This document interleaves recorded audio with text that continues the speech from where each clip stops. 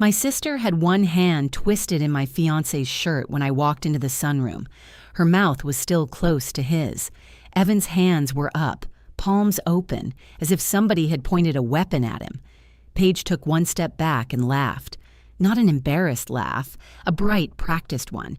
"Oh my God, Nora, your face." Behind her, my mother stood in the doorway holding a stack of dessert plates.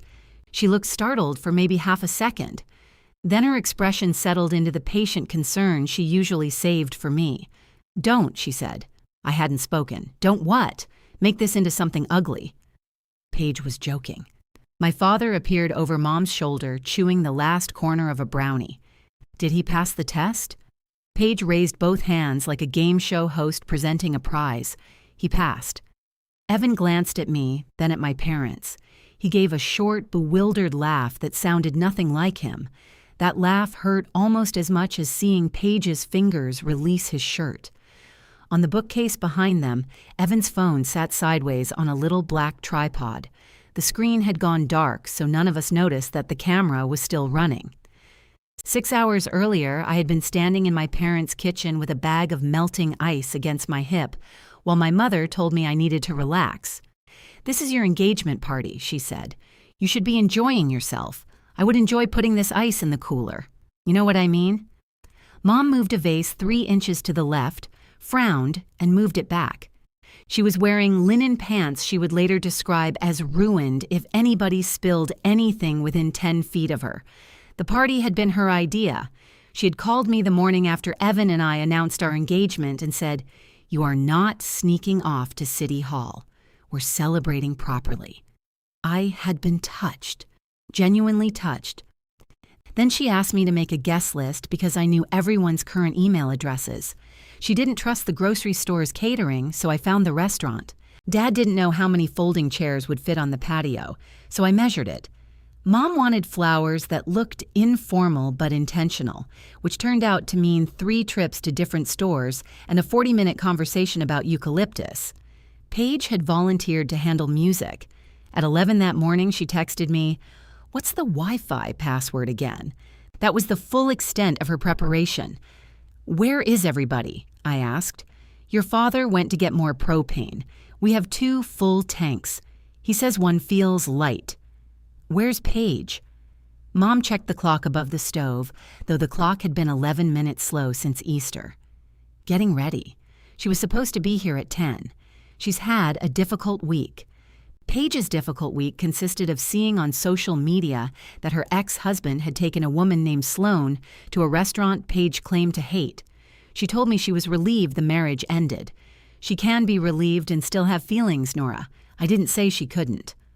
Mom sighed as though I had come dangerously close. Evan came through the back door carrying 2 cardboard boxes of wine glasses. He was sweating through the collar of his gray t-shirt, and a streak of dirt crossed one forearm. "Good news," he said. "Your father's inflatable palm tree still works." Mom's face changed. "He put that out?" "Briefly. Evan." I unplugged it. She hurried toward the patio. He waited until she was gone, then kissed my temple. It was wearing sunglasses. That doesn't make it better. It made it much better. I let the ice slide into the cooler. Cold water ran over my hand, and Evan caught my wrist with a dish towel. "You okay?" "Perfect. You're making the face." I looked at him. "What face?" "The one where you say perfect like you're identifying a body." I laughed in spite of myself. That was one of the things I loved about him. He noticed. Not in the showy way of somebody who remembered your coffee order and expected applause. Evan noticed when I stopped eating because I was busy making sure everyone else had a plate. He noticed when my father interrupted me and came back 5 minutes later to ask what I'd been saying. He noticed that my mother's compliments usually contained job assignments. The problem was that noticing and intervening were different skills. "Let me talk to your mom," he said. "We'll cut the setup short. People can drink out of plastic cups. She'll say you don't understand how our family celebrates. I don't understand why a family celebration requires 17 varieties of glassware. 12. That changes everything." I dried my hand. "Please don't start anything today." His smile faded just a little. "I was offering to help." "You are helping." I meant help you."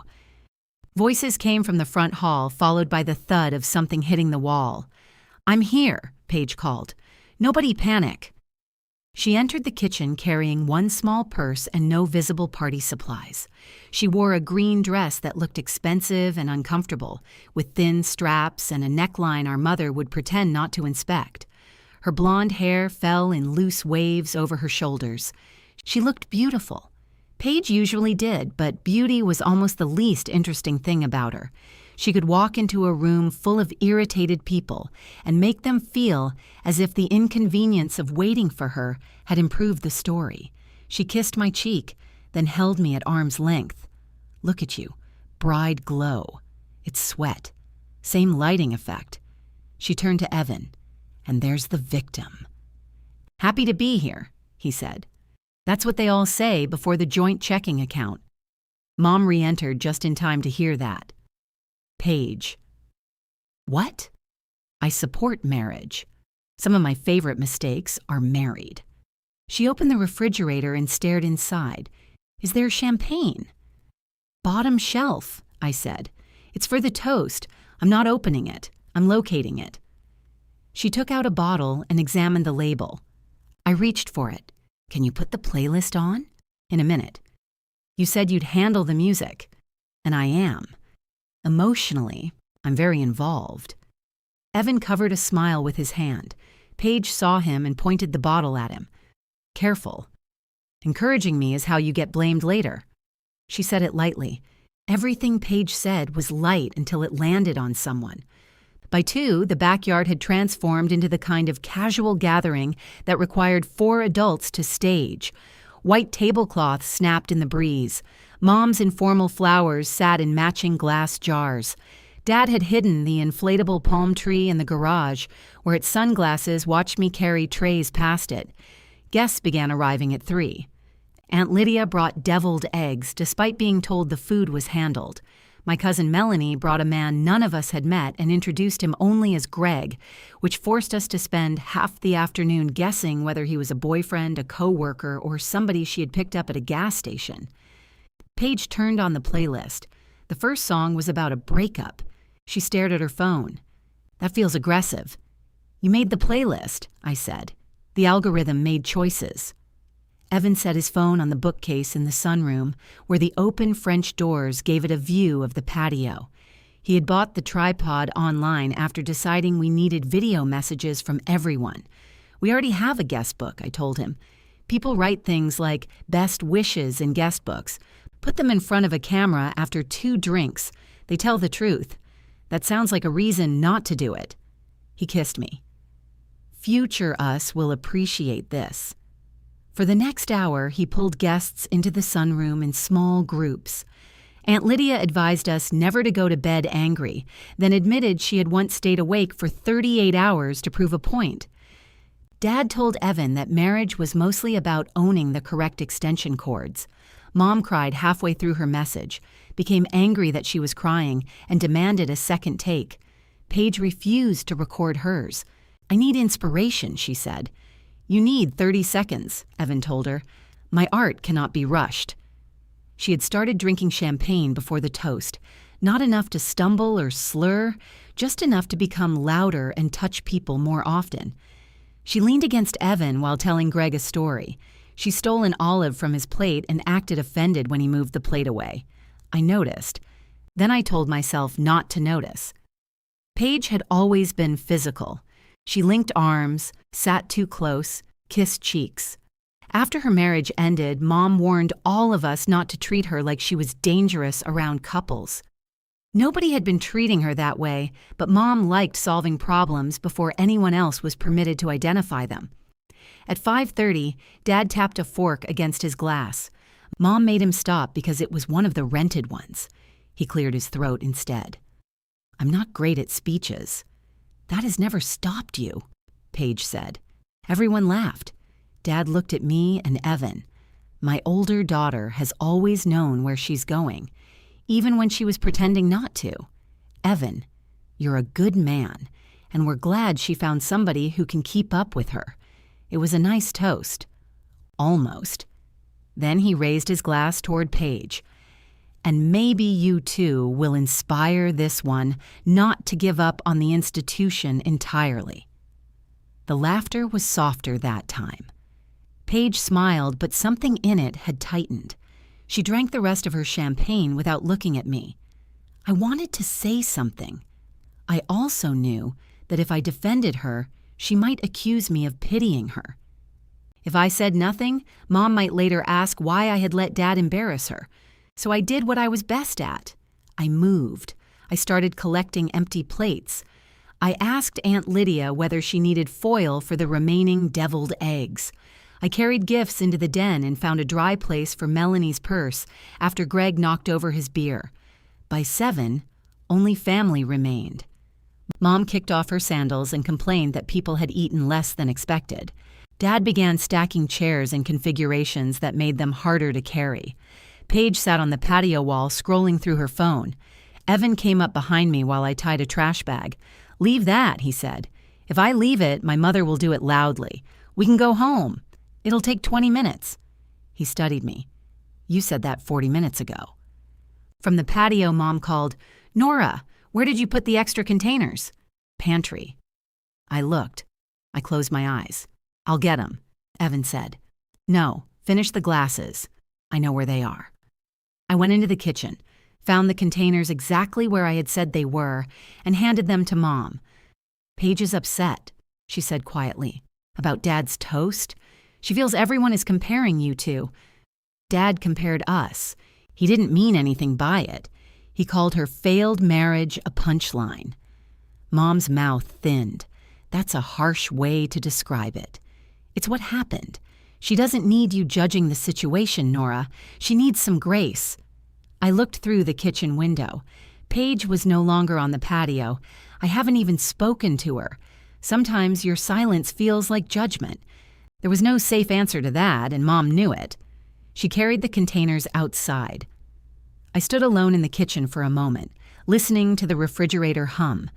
Then Dad shouted from the garage that he couldn't find the heavy-duty trash bags. "They're on the shelf by the door," I called. "What shelf?" "The only shelf by the door. I don't see them." Of course he didn't. I walked through the laundry room into the garage. The palm tree had partially deflated and was now bent at the waist, still grinning in its sunglasses. The trash bags were at eye level, directly beside Dad's shoulder. I handed him the box. "Your mother's tired," he said. "So am I." He looked surprised. As I turned back toward the house, I heard Paige laugh in the sunroom. It was not her real laugh. Her real laugh was low and helpless and usually made everyone else join in. This one was sharp and bright. I came through the French doors and saw her hand twisted in Evan's shirt. Her mouth was still close to his. Evan stepped back. "Paige, what the hell?" She looked at me. Not surprised, not confused. Ready. "Oh my God, Nora," she said. "Your face." Mom appeared behind me with the dessert plates. Dad followed, still holding the box of trash bags. Paige laughed again. "Relax." I was testing him. Mom said, "Don't make this into something ugly." I looked at Evan. He looked sick. He also looked trapped, as if the worst thing that could happen now was somebody raising their voice. Then he gave that small, uneasy laugh. "Paige's had too much to drink," he said. And just like that, everybody in the room turned toward me to see whether I was going to ruin my engagement party. I set the foil containers on the nearest table. "I'm not ruining anything," I said. "The party is over." Dad frowned at his watch. It was already winding down. "Then this should be easy." Paige's smile flickered. She glanced at Evan like she expected him to help keep the scene buoyant. He didn't. "I'm sorry," he said to me. It was the first normal sentence anybody had spoken, and Mom immediately stepped over it. "For what? You didn't do anything. I wasn't talking to you." Mom blinked. Evan had never used that tone with her. It wasn't loud or rude. That was probably why it worked. Paige folded her arms. I kissed him. He didn't kiss me back. "Congratulations, Nora. You chose a man who can survive 4 seconds of temptation." 4 seconds? I said. Maybe 3. I wasn't timing it. Evan's face hardened. "Don't." "Oh, now nobody can joke. Not about this." Her mouth twisted. "You laughed." His eyes came to mine, then dropped. There it was, the tiny shelter she had been looking for. If everyone had laughed, even badly, then nothing serious had happened. My hurt could be converted into an overreaction before I had decided what I felt. Mom put the dessert plates down beside the containers. Paige, go get some water. I'm not drunk. I didn't say you were. You all keep saying it. Nobody said drunk, Dad pointed out, apparently believing accuracy was the urgent issue. I picked up my purse from the counter. Mom stared at it. You're leaving now? Yes. But we haven't opened your gifts. They can stay here. That's ridiculous. I don't want to open gifts. People took the time to choose those for you. I almost laughed. Even my refusal to unwrap a toaster had become an insult to somebody not in the room. Evan reached for his phone on the bookcase. When he lifted it from the tripod, the screen woke and showed the red recording timer. His thumb stopped it automatically. Jesus, he murmured. What? I asked. Nothing. I left the camera on. Paige was already walking into the kitchen. Delete my speech. The lighting in here is criminal. You didn't make a speech, Evan said. Then delete whatever you caught of me not making one. She opened a cabinet, found it empty, and slammed it shut. Mom followed her. Glasses are to the right. I know where the glasses are. You opened the wrong cabinet. Can everyone stop correcting me? Her voice cracked on the last word. Mom's entire body responded. Her shoulders softened. Her attention left me as cleanly as if someone had flipped a switch. Oh, honey, I'm fine. You're obviously not. Paige covered her face with both hands. For one ugly second, I wondered if she was laughing again. Then I saw her shoulders shake. Mom wrapped her arms around her. Over Mom's shoulder, Paige looked at me. It was only a glance. Red eyes, damp lashes, mouth hidden against our mother's blouse. She looked miserable. She also looked safe. I felt something inside me go very quiet. Dad exhaled. Now everybody's upset. No, I said. Not everybody. He gave me a warning look. Nora. Some people are being comforted. I'm standing right here, Paige said into Mom's shoulder. I know. Evan stepped between us without touching either of us. We're leaving. Mom's head snapped up. Please don't drive her home while she's like this. While I'm like, what? I asked. Emotional. Paige made a wet, offended sound. I was talking about Nora, Mom told her. That almost made the whole thing funny. I walked out through the laundry room because it was the shortest route to the driveway. Evan followed. Behind us, Dad said my name once, then again, louder, as though volume might transform it into an instruction. Outside, the evening had cooled. Cars lined both sides of the street under yellow pools of light. A foil balloon shaped like a champagne bottle had come loose from something and was caught in the maple tree beside the driveway. Best day ever turned slowly above my head. Evan unlocked the passenger door. I can drive, I said. You've been drinking. I had half a glass 4 hours ago. He held out the keys. It was the right decision, which made me angrier. I got in. He placed the phone in the cup holder, pulled away from the curb, and drove 3 blocks before speaking. I didn't know she was going to do that. I know. I pushed her away. I saw. Not immediately, maybe. Because I was shocked, but I did. I saw that too. He gripped the wheel. Then what are we fighting about? I turned to look at him. He winced before I said anything. That came out wrong. It came out very clear. I'm trying to understand what you think I did.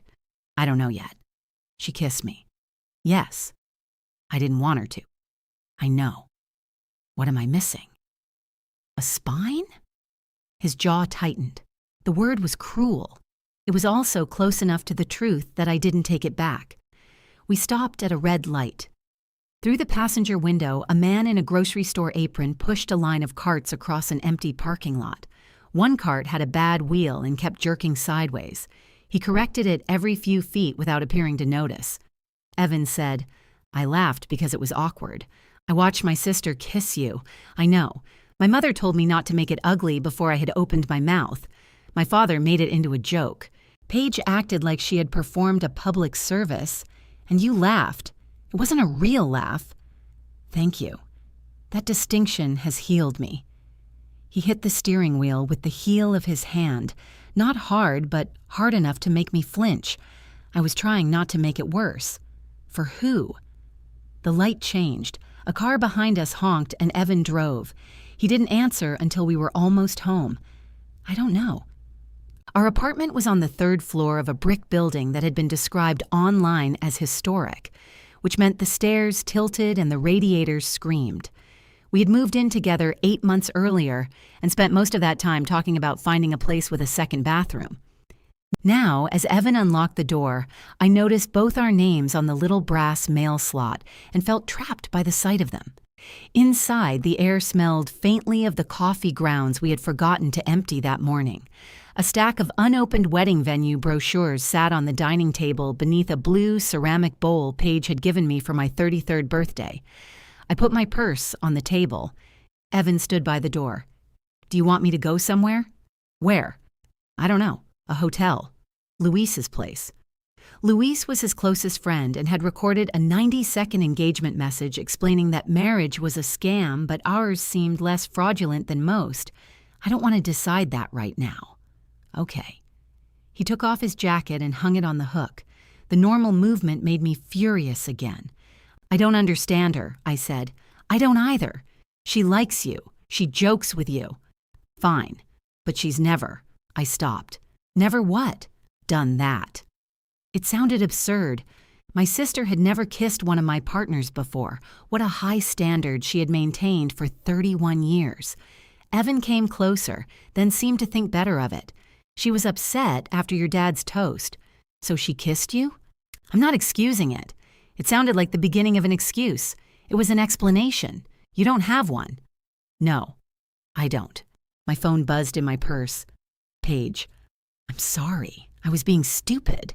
A second message appeared. "Please don't punish Mom and Dad for this. They worked hard on today." I held the screen out to Evan. He read it twice. "Your parents worked hard? That's your takeaway?" "No, it's just an interesting use of the word." Despite everything, I laughed. One short breath that broke in the middle. Evan's face softened. He reached for me. I stepped back. The softness disappeared. "I'm sorry," he said. "Stop saying that like it completes something." "I don't know what else to say. You could tell me why you stood there looking at everyone else before you looked at me." "I looked at you." "After." "After what?" "After checking whether they were laughing." He stared at me. "That's not what happened." "It is." I was in shock. So was I. I still knew whose side I was on. His mouth opened, then closed.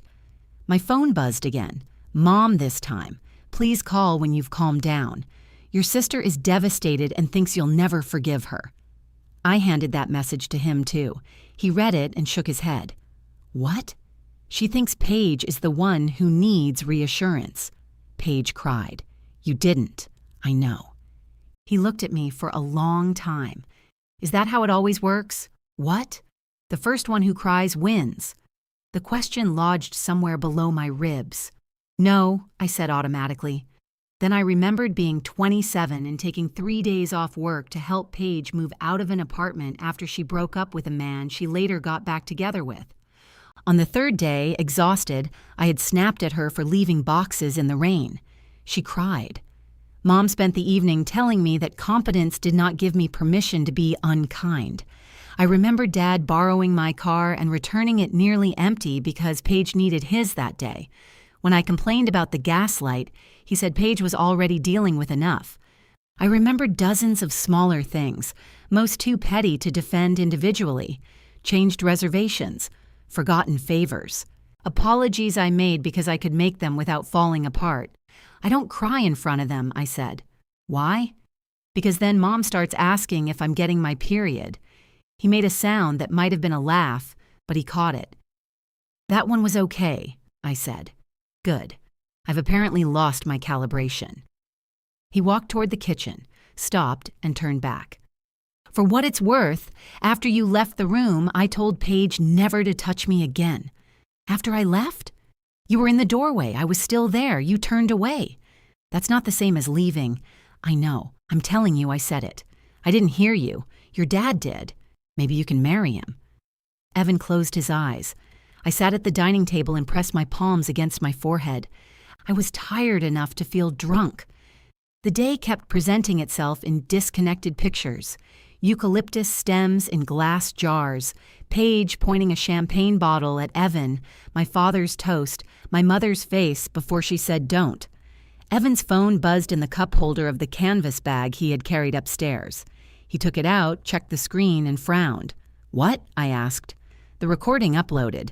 "Good for it. I thought I stopped it after the messages." "You didn't." "No, I know. It's 2 hours and 46 minutes long." He tapped the screen. Luisa's face appeared, frozen mid-sentence. The video had begun while the sunroom was full of people. Evan dragged the progress bar forward. Guests flickered in and out. The light outside shifted from gold to gray. Chairs emptied. For a few seconds, the sunroom stood vacant. Then Paige entered. Evan's thumb stopped moving. On the small screen, she paced once in front of the bookcase, checked her reflection in the dark window, and looked toward the kitchen. My mother came in behind her. The phone's microphone had picked up their voices more clearly than it had any right to. Paige folded her arms and said, "I swear, this whole day is St. Nora's victory lap." Evan looked at me. I reached across the table and turned up the volume. On the screen, my mother adjusted the stack of plates in her hands. "This is your sister's engagement party," she said. "Of course people are paying attention to her. They're always paying attention to her." Mom gave Paige a look that should have ended the conversation. It didn't. Dad just used my divorce as a toast topper. "I'll speak to him." "You won't." "I said I will." "You'll tell him I'm sensitive, and he'll tell you he didn't mean it. Then you'll both eat leftover cake." Mom's mouth twitched. Paige saw it. "You know I'm right. Your father was trying to be funny. So is everybody in this family except Nora. She's above humor now. Paige. She's been walking around all day with a clipboard face. She worked hard on this party." "Exactly. She gets everything, and then she gets credit for working hard." Mom's expression changed, not into anger, but fatigue. She placed the plates on the table. "Your sister's life isn't as perfect as it looks." The sentence landed in our apartment like something dropped from a height. On screen, Paige's eyes narrowed with interest. "Oh, really? I didn't say anything was wrong." I said, "Appearances aren't everything." "What does that mean?" "It means Nora worries. She controls things because she worries. So she's engaged to a man who worships her. She has a stable job, and her biggest flaw is caring too much." "Evan does not worship her." Paige smiled. "You noticed." Mom picked up the plates again. "Don't turn my words into something else. I'm just saying he has eyes. Do you think he ever wonders if he picked the wrong sister?" My mother laughed. It wasn't a large laugh. It was barely more than air through her nose, the sound people make when a question is too ridiculous to answer seriously. Evan can barely keep up with one Bennett woman. That wasn't a no, because it doesn't deserve an answer. "What if I tested him? Don't start. 4 seconds. For science." Mom shook her head, but she was still smiling when she left the room. The sunroom stood empty again. I could hear the refrigerator in our apartment cycling on. Somewhere above us, a pipe knocked twice inside the wall. Evan paused the video. "No," I said. "Keep going." He tapped the screen. Paige wandered out of frame. A minute later, I passed through carrying 2 trash bags, then disappeared toward the garage. She returned almost immediately and stood at the French doors looking after me. "She waited," I said. Evan didn't answer. On screen, he entered with 4 wine glasses hooked between his fingers. Paige moved toward him. The microphone caught more than I remembered. "There's the loyal fiancé," she said. "There's the missing maid of honor. I've been present spiritually. Can you be present with a dish towel?" She picked one up from the table and dropped it over her shoulder. "If you'd met me first, would you still have picked Nora?" Evan stopped stacking the glasses. "Picked her for what?" "For the lifelong honor of telling her to unclench her jaw. You're drunk, I'm interesting. You can be both." She stepped closer. That wasn't an answer. It wasn't a question worth answering. He turned toward the sideboard. Paige looked toward the garage. Then she caught his shirt and kissed him. Watching it was worse in a different way. In my memory, the kiss had occupied an entire room. On the screen, it was quick and graceless. Evan froze, one hand still holding a wine glass. Then he pulled his shoulders back and raised both hands. I entered before Paige had fully stepped away. The rest played exactly as I remembered, except now I could watch everyone's faces without being trapped inside my own. Mom's first reaction wasn't shock. It was recognition. Her eyes went to Paige, then to me, as if she understood immediately that Paige had carried out the joke she had announced. Dad appeared with the brownie. Paige said Evan had passed. He asked if we could all relax. Evan laughed. Beside me, the real Evan flinched. The video continued after I left the sunroom. Mom followed Paige into the kitchen. Dad remained with Evan, finishing the brownie as if he had been assigned to guard the scene. "You know how those two are," Dad said. "No," Evan answered. "I know what Paige just did. She's had a rough time. That doesn't give her the right to put her hands on me." Dad made a placating gesture. "Nobody's saying it does. But Nora's always been a little sensitive where Paige is concerned." Evan stared at him. "Nora isn't sensitive," he said. "She's exhausted from cleaning up after all of you." Dad's face stiffened. "That's not your business. I'm marrying her. It is now." There was no hesitation in his voice, no glance around the room. He sounded like the man I knew. Paige came back from the kitchen alone. She had wiped her face, but her eyes were still wet. "You're really making me feel like a predator, Evan. Don't touch me again." "Oh, please, I mean it. I said I was sorry." "No, you didn't." She folded her arms. "I am sorry your fiancé can't take a joke." Evan picked up his phone. The image tilted, then went black. The video ended. Neither of us moved. There were things I wanted to say, but they had formed a line and jammed in the doorway. Evan set the phone on the table. "You were right," he said. "About what?" "I checked the room before I checked on you. That isn't what the video showed. It is. Not literally, maybe. But that's what I did." I looked at the frozen black screen. "You defended me. After you left. You didn't know the phone was recording." "No. So that was real." "Yes." The answer should have comforted me. It did, which made everything more complicated. Why couldn't you say it while I was standing there? "I don't know. You keep saying that." "Because every answer I come up with sounds terrible." "Try one." He rubbed both hands over his face. "Your family has rules." "What rules?" "Rules nobody states. Your mom gets to correct everyone, but nobody corrects her. Paige gets to cross a line if she's funny while she does it. Your dad acts confused until somebody else handles the problem. And me? You make it all work." I pushed back from the table. "Nora, I'm not blaming you. You've known them for 2 years. Long enough to learn that when something goes wrong, everyone watches you. I watched you too." He looked ashamed, and I hated that part of me wanted to comfort him for it. "I thought if I stayed calm, you'd stay calm," he said. "I thought that would keep it from turning into a disaster." "My sister kissed you." "I know. That was the disaster. I know that now." "No, you knew it then. You just thought my reaction could make it worse." He sat down across from me. "Yes," he said. The honesty hurt less than the excuses had. My phone buzzed again. Then Evans did. He looked at his screen. "Paige." "What did she say?" He turned it toward me. "Please don't hate me. I'm humiliated enough." I laughed, but there was nothing funny in it. "Does she know the camera caught everything?" I asked. "No. Mom does." "How would she? She heard you say the camera had been running. She might not know there's audio. My mother had spent 30 years hearing exactly what she needed to hear." I picked up my phone and called her. She answered before the first full ring. "Are you calmer?" "Not hello. Not are you home. Did you know Paige was going to kiss Evan?" Silence. "What? Did you know?" "Of course not. She told you she might test him." The silence changed. "You recorded that conversation?" "I didn't. Evan's phone did. That was a private conversation. It happened in the room where people were recording messages. I didn't see the phone.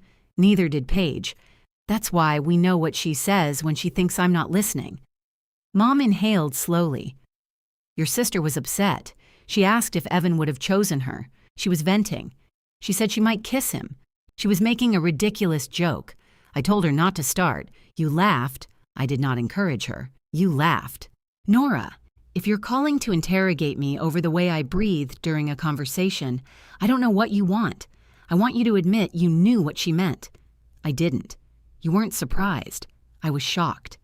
I watched your face. So now you're studying me on video?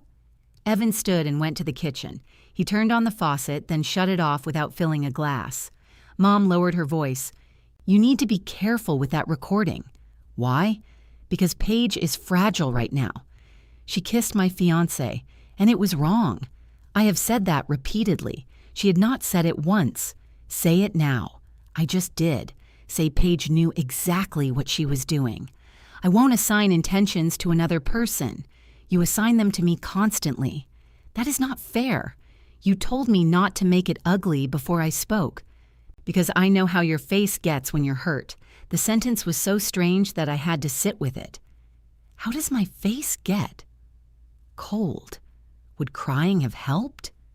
Don't be sarcastic, Paige cried, and you hugged her. She was falling apart. I was standing 3 feet away. You left. You watched me leave. What did you want me to do, Nora?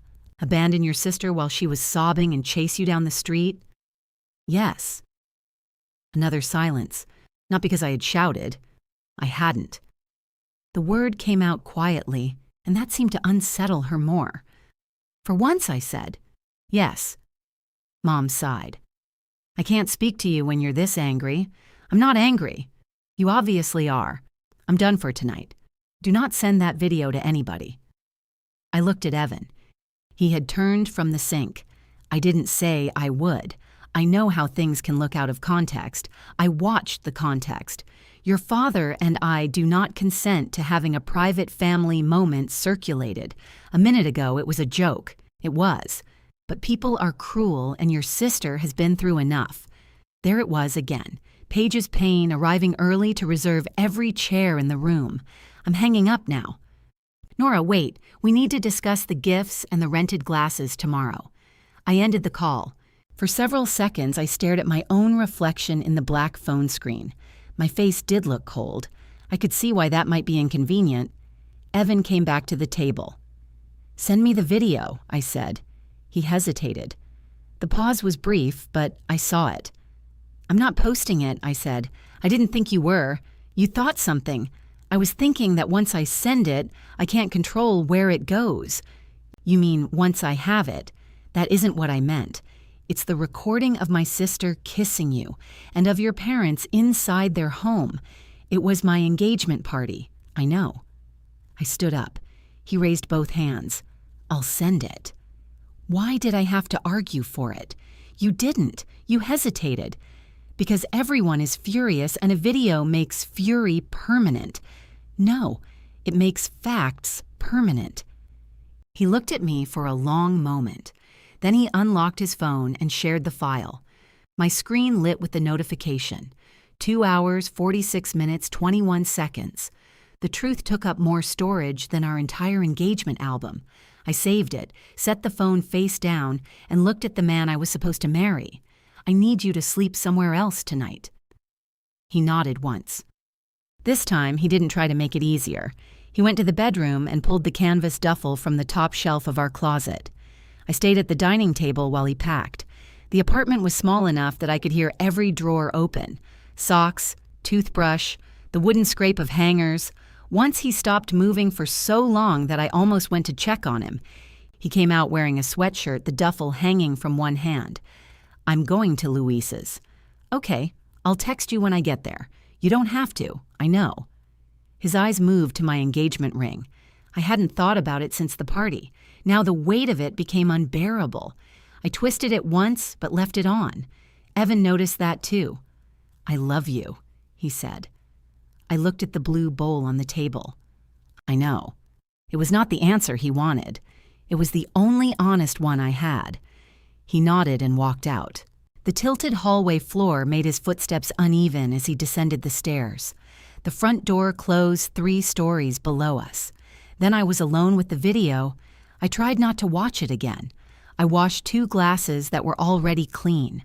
I folded the dish towel Evan had used on my hand and placed it over the oven handle.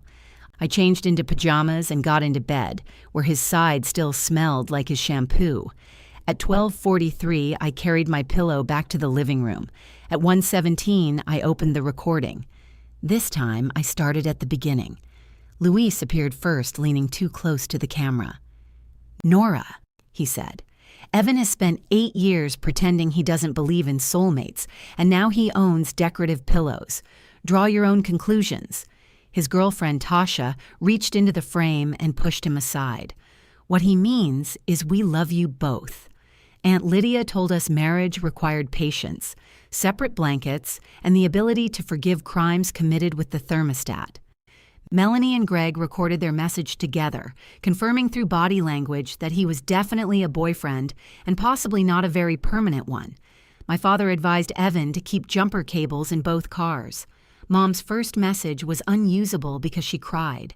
In the second, she held herself very straight and said she was proud of the life I had built. "You've never needed much help," she told the camera, "but it's a comfort to know you won't have to do everything alone anymore." I paused the video. There it was, the family compliment. "We admired you for carrying so much, and our reward was giving you more to carry."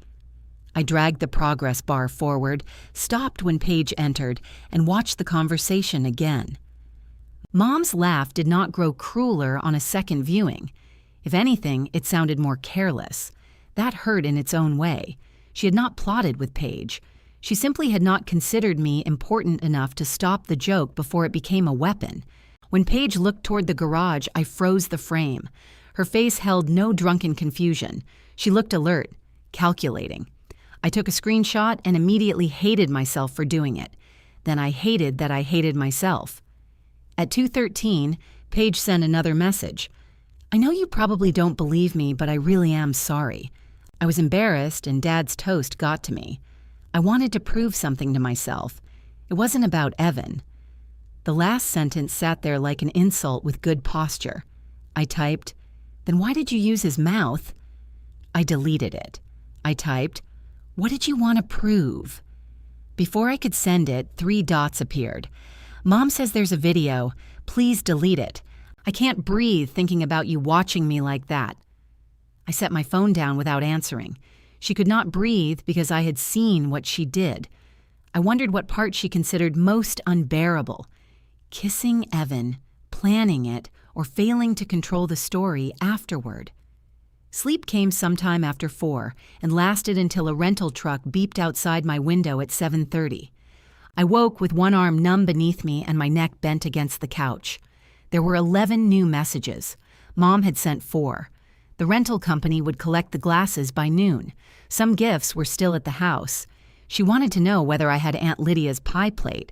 She also wanted confirmation that I had deleted the video. Dad's message said, "Your mother is beside herself. Call her." Paige's said only, "I don't know how to fix this." Evan had texted at 1:12, "At Luis's. I'm sorry, I won't bother you. Call if you need anything." Luis had apparently confiscated his phone after that, because there was nothing else. I sat up and touched the ring on my left hand. The diamond caught the gray morning light and threw a small, bright shape onto the wall. Our wedding was supposed to be in 7 months. We had placed a deposit on a renovated mill beside the river, chosen a caterer, and argued affectionately about whether the first dance was meaningful or an organized hostage situation. Paige had already tried on 6 maid of honor dresses and rejected each one for having divorced energy. I opened my email and found the venue contract. The cancellation schedule was listed on page 9. I read it twice, then closed the file. I wasn't ready to cancel my wedding because of something my sister had done. I also wasn't ready to marry a man who had laughed while my family waited to see whether I would swallow another injury. At 10, Mom called. I let it ring. She called again. On the 3rd attempt, I answered. "The rental truck is coming," she said. "Good morning. I have been up all night. So have I." "You didn't answer, Paige." "I know. She's sick over this." "Is she throwing up?" "What? You said sick. I mean emotionally. She's in a terrible state. Then be with her. I am with her. I'm also trying to understand why you're shutting everyone out. It has been 12 hours. You asked Evan to leave. My grip tightened around the phone. How do you know that? He called your father. For one furious second, I believed Evan had called to discuss me. Then I pictured Dad cornering him in the sunroom, being told I was exhausted from cleaning up after them.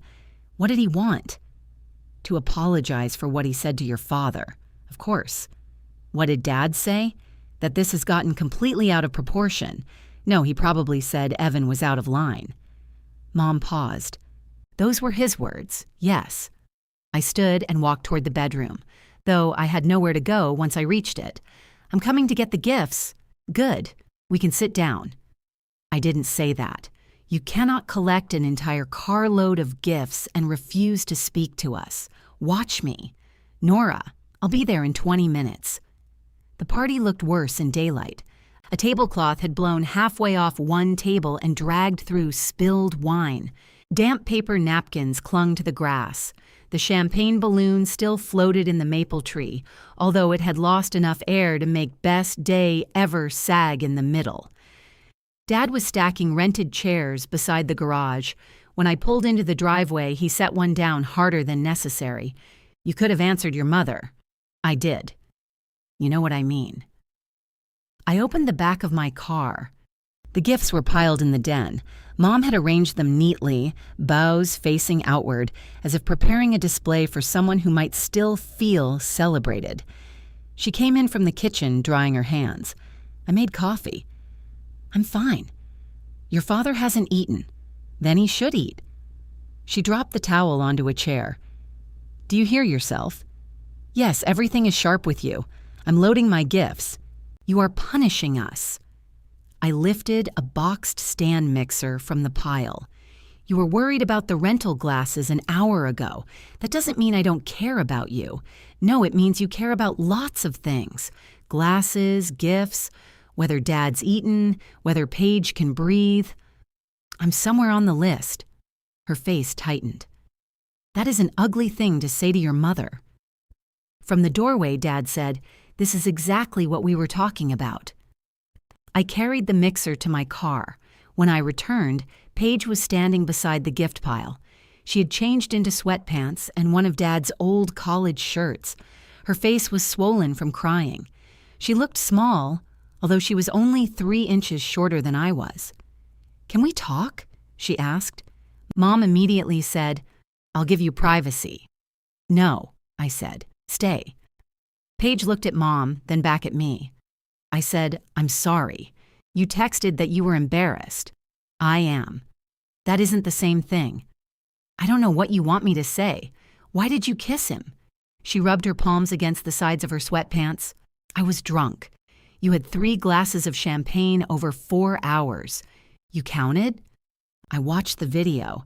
Her face crumpled. Mom stepped forward. "Nora, that's enough." Paige raised a hand. "No, let her." The gesture surprised all of us. She sat on the arm of the couch. "Dad's toast made me feel like garbage," she said.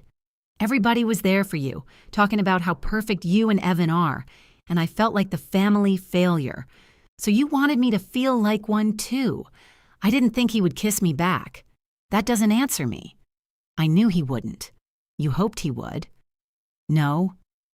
"You asked Mom whether he'd chosen the wrong sister. I was upset. You looked toward the garage before you touched him." She went still. Mom said, "People look around rooms, Nora. You are turning every movement into evidence. It is evidence. This isn't a trial. No. In a trial, Paige wouldn't be allowed to cry until the question changed." Dad muttered something under his breath. Paige looked at me with sudden anger. "Fine. You want the ugly version?" I wanted to know I could. The room quieted. "Could what?" I asked. "Get his attention. You already had his attention, not like you." The honesty was brutal enough to feel clean. For 1 second, she continued, "I wanted something that was yours to turn toward me." I felt Mom waiting for me to recognize Paige's pain and soften. I didn't. You used my fiancé to compete with me. I didn't sleep with him. Dad said, Paige. What? I didn't. I picked up another gift. Paige stood. How long are you going to punish me? It hasn't been a day. I'm asking what you're planning. You're not my maid of honor anymore. Mom inhaled sharply. Paige's face emptied. You can't be serious, Mom said. I looked at my sister. I am. Mom moved between us as if I had raised a hand instead of removed a ceremonial title. You asked her, she said, and now I'm unasking. That isn't a thing. It became a thing about 10 seconds ago. Paige stared at me. So I'm not in the wedding. You're not my maid of honor. What's the difference? One means you stand next to me while I marry the man you kissed. The other is something I haven't decided. Dad came farther into the room. You don't threaten family invitations in the middle of a fight. I didn't threaten anything. You said you might not invite your sister. I said I haven't decided. That's a threat. No, that's what it sounds like when I don't give you the answer you want. He crossed his arms.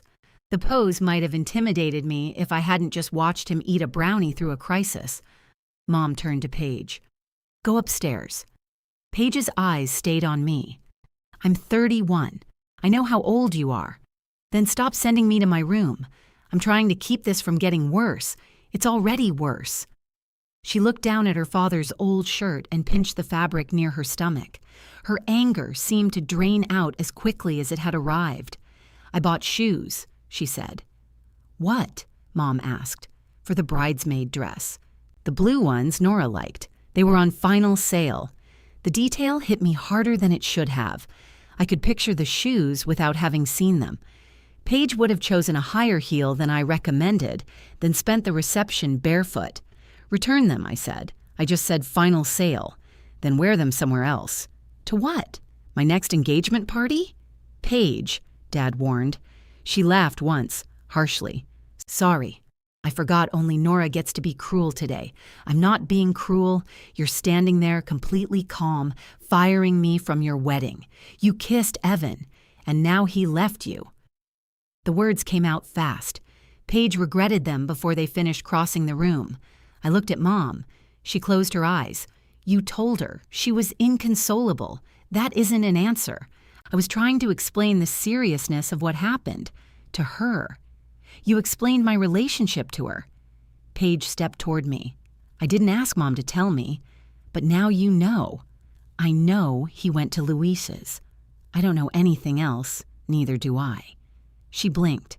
For the first time that morning, the performance fell away completely. Are you breaking up? I came for my gifts. That's not what I asked. You don't get to ask me about Evan. Her face tightened again, and I saw the exact moment she put the armor back on. Fine. Keep your secrets. Dad bent to lift the stand mixer before remembering I had already carried it out. He settled for a long rectangular box wrapped in silver paper. We should load the car, he said. The rental truck will block the driveway. The discussion was over because Dad had discovered logistics. I carried gifts outside 2 at a time. Mom followed with the lighter bags, talking in a low voice about how nobody was trying to invalidate me. The phrase had clearly come from an article she had read recently. She used it 4 times. Dad brought out the largest boxes. He handled each one with exaggerated care, as though my unreasonable emotions had made the glassware fragile. Paige stayed in the den until only 3 gifts remained. Then she appeared beside my car carrying the ceramic serving platter Aunt Lydia had given us. It was wrapped in tissue but not boxed. Where do you want this? I opened the passenger door. On the floor. It'll slide. Put it behind the seat. She crouched and wedged it between 2 gift bags. When she stood, she had dust on one knee of her sweatpants. I didn't want him, she said quietly. Mom and Dad were inside. The rental truck had pulled up across the street, its warning lights blinking. You've mentioned that. I mean it. Evan's great, but he alphabetizes spices. I would last 6 days, 7 if he let you put cumin under S for seasoning. Her mouth moved before she could stop it. For a second, we almost smiled at each other. Then I remembered her fist in his shirt. Paige rubbed the dust from her knee.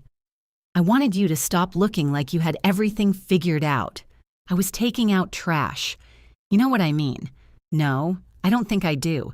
You always look at me like you've already cleaned up the mess I'm about to make, usually because I have. That right there.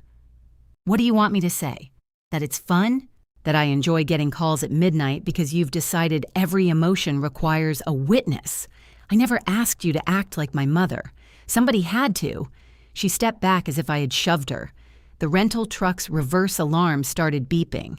Dad came out and waved both arms at the driver, offering directions nobody had requested. Paige looked toward him. When Charlie left, she said, "You came over every night for a week. You asked me to." "I know. You called me from the floor of your bathroom. I know. I missed work." I said, "I know." "Then why are you acting like I imposed myself on you? Because you liked being the one who hadn't failed." I stared at her. She folded her arms tightly across her chest. "You asked for the ugly version." "I did. That's part of it." The driver lowered his window and asked Dad where the rented chairs were. Dad pointed toward the backyard, then began explaining the patio layout. Paige's voice softened. "You helped me. You always help me. But sometimes it feels like you need me to stay a mess so you can stay Nora." There were 20 easy responses available. I could have listed the weekends I had surrendered, the checks I had picked up, the excuses I had made. I could have asked why my reward for saving her was being accused of needing her to drown. Instead, I said, "Maybe I don't know who Nora is when she isn't fixing something." Paige looked startled. The honesty sat between us. I regretted giving it to her almost immediately. She glanced into my loaded car. "Are you going to fix things with Evan?" "I don't know. I am sorry." "You're sorry there's a consequence. I'm sorry about all of it. You're also angry at me." "Yes." That answer, at least, I believed. I got into the car. Mom hurried out before I could close the door. "We're having lunch at 1. Come back after you unload." "No. Nora, we cannot leave things this way. I can. Your father and I have apologized. Neither of them had. I need space." "What does that mean?" "It means don't call me." "For how long?" "I don't know. A day? A week?" "Mom, we have family coming for Thanksgiving in 6 weeks. I need to know if you're still hosting." I looked past her at the collapsed tablecloths, the rental truck, Dad directing strangers, and Paige standing barefoot on the driveway because she had come outside without shoes. "I'm not hosting Thanksgiving." Mom's lips parted. "You always host. Not this year. But your apartment is the only place that fits everyone comfortably. Then you should have considered that before treating me like furniture." I shut the door. My phone rang before I reached the end of their street. Dad's name appeared on the dashboard. I declined the call. He tried again.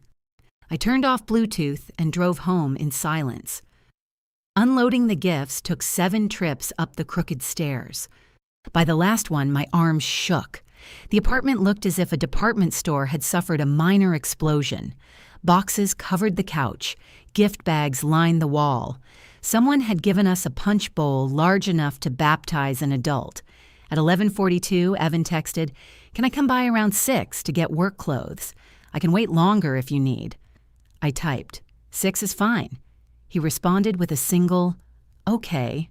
No heart, no apology. I appreciated the restraint and resented him for making me appreciate it. I spent the afternoon trying to work from the dining table. Every object in the apartment competed for my attention. His coffee mug in the drying rack, his shoes by the door, the blue bowl Paige had given me, the venue brochures half buried beneath gift receipts. At 5:58, someone knocked. Evan had his own key. The fact that he knocked made the apartment feel borrowed. I opened the door. He looked tired. Luis had lent him a T-shirt with the name of a roofing company across the chest, though neither of them had ever worked in roofing. "Hi," he said. "Hi?" He stepped inside and surveyed the gifts. "Did everyone assume we're opening a restaurant? Aunt Lydia thinks 12 people need gravy at once." He almost smiled. Then he saw my ring sitting in the blue bowl. His eyes stayed there. "I'm not ending the engagement today," I said. "I just couldn't wear it." He nodded. Thank you for telling me. Mom said you called Dad. I did. Why? Because he texted me at 6 this morning and said I had disrespected him in his own home. So you apologized for saying they make you clean up after them. That sounded accurate. It was. I apologized for saying it while I was angry, then said I still meant it. I studied his face. Mom left out the second part. I assumed she might. Why engage with them at all? I thought if I took some heat, they might leave you alone. They didn't. I know. He looked toward the bedroom. I'll get my clothes. When he came back with another bag, I had opened the venue contract on my laptop. I'm postponing the wedding, I said. His hand tightened around the strap. Okay, not canceling. Not yet.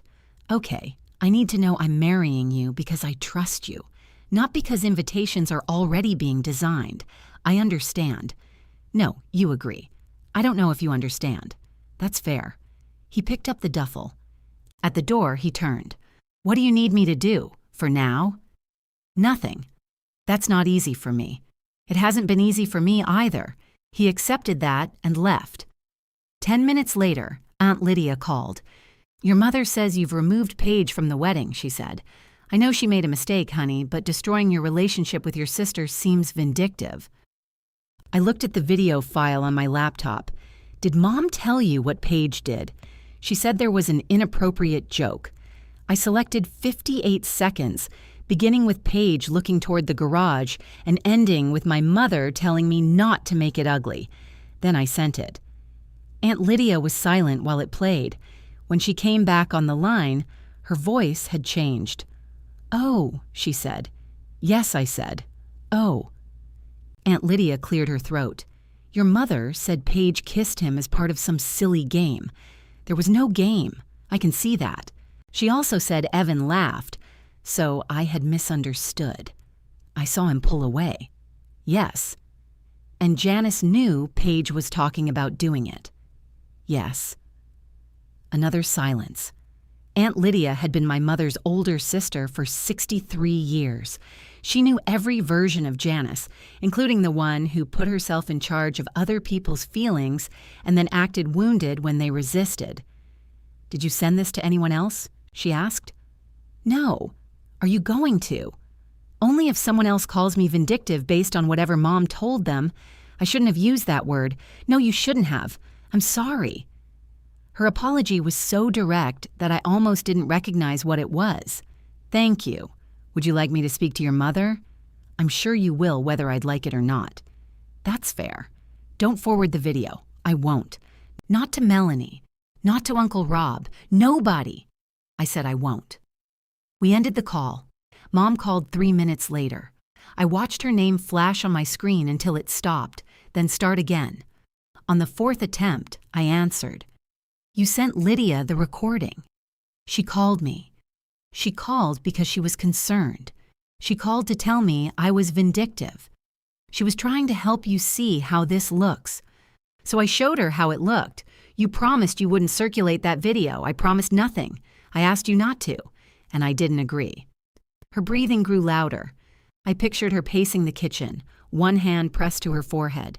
Dad would be nearby, pretending not to listen. You are humiliating your sister, she said. Paige humiliated herself. You edited it. I trimmed 58 seconds from a video she knows exists, so you created a little prosecution exhibit. She accused me. I showed the relevant part. Lydia called me horrified. At Paige? At the whole situation. That meant Paige. I told Aunt Lydia not to forward it. That is not the point. Once something leaves your control, it can go anywhere. I understand that. It's why I only sent it to someone who called me directly. So there will be more? If you keep recruiting people, maybe. I am not recruiting anyone. You told her I was destroying my relationship with Paige. I said you removed her as maid of honor in a moment of anger. It wasn't a moment of anger. What was it then? A decision. Mom made a small, wounded sound. Dad's voice came through in the background. Give me the phone. There was a rustle. Then his voice filled my ear. This ends now. What ends? The threats, the videos. Punishing your mother. I'm not punishing Mom. She's been crying all afternoon. What would you like me to do about that? I'd like you to act like family. I did. I came to the party. I planned it. I worked it. I stood there while all of you protected Paige. That is not what happened. I have 2 hours and 46 minutes that say otherwise.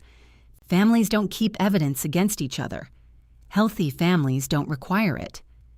He inhaled sharply. I hung up before he could decide whether to shout. Paige texted almost immediately. Mom is crying so hard she can't talk. Are you happy now? I typed, no. Then added, but I'm not coming over to fix it. I sent both. Her response took longer. I didn't ask you to.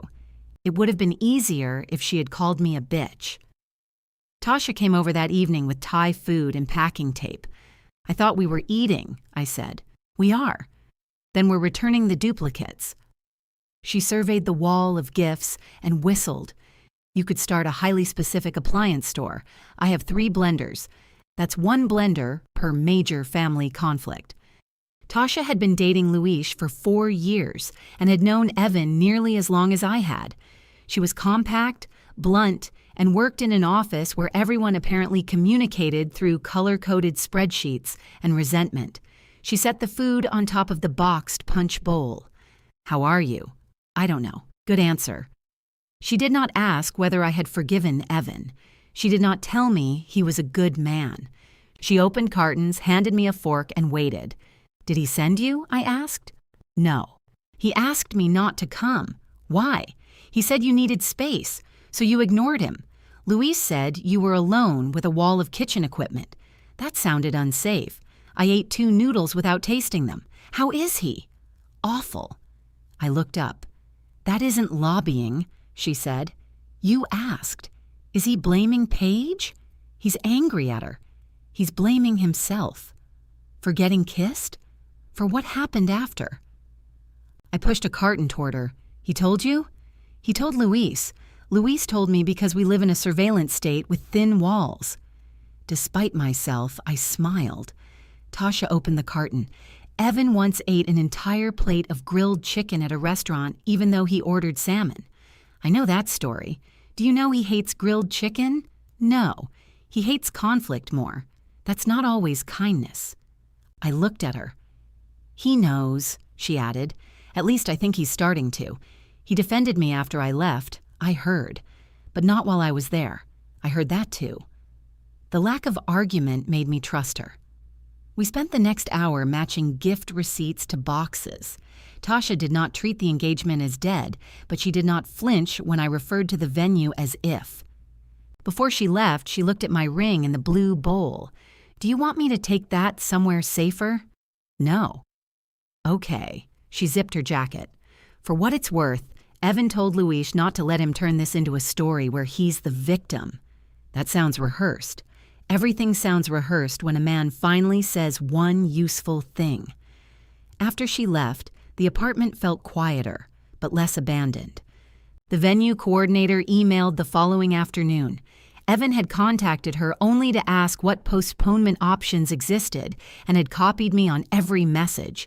He had not selected a date or offered a reason. I read the email several times before responding. Can we meet Tuesday at 5:30? Evan answered within 10 minutes. Yes. The renovated mill looked strange without wedding guests. Workers were setting tables for a corporate dinner, and a projector screen displayed a software company's logo above the dance floor. The exposed brick walls I had loved now made every footstep echo. Marisol, the venue coordinator, met us beside the bar with our contract in a leather folder. She wore red glasses and the careful expression of someone who had witnessed hundreds of couples discover that love and event planning were separate talents. "Oh, we can transfer your date once without losing the deposit," she said. "You don't have to choose the new date today, but I need a decision about the current reservation by Friday." Evan looked at me. Not at Marisol, not at the contract. Me. "We're releasing it," I said. His throat moved. "Yes."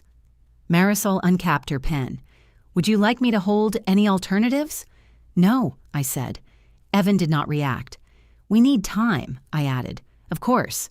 She slid the form toward us. We both signed.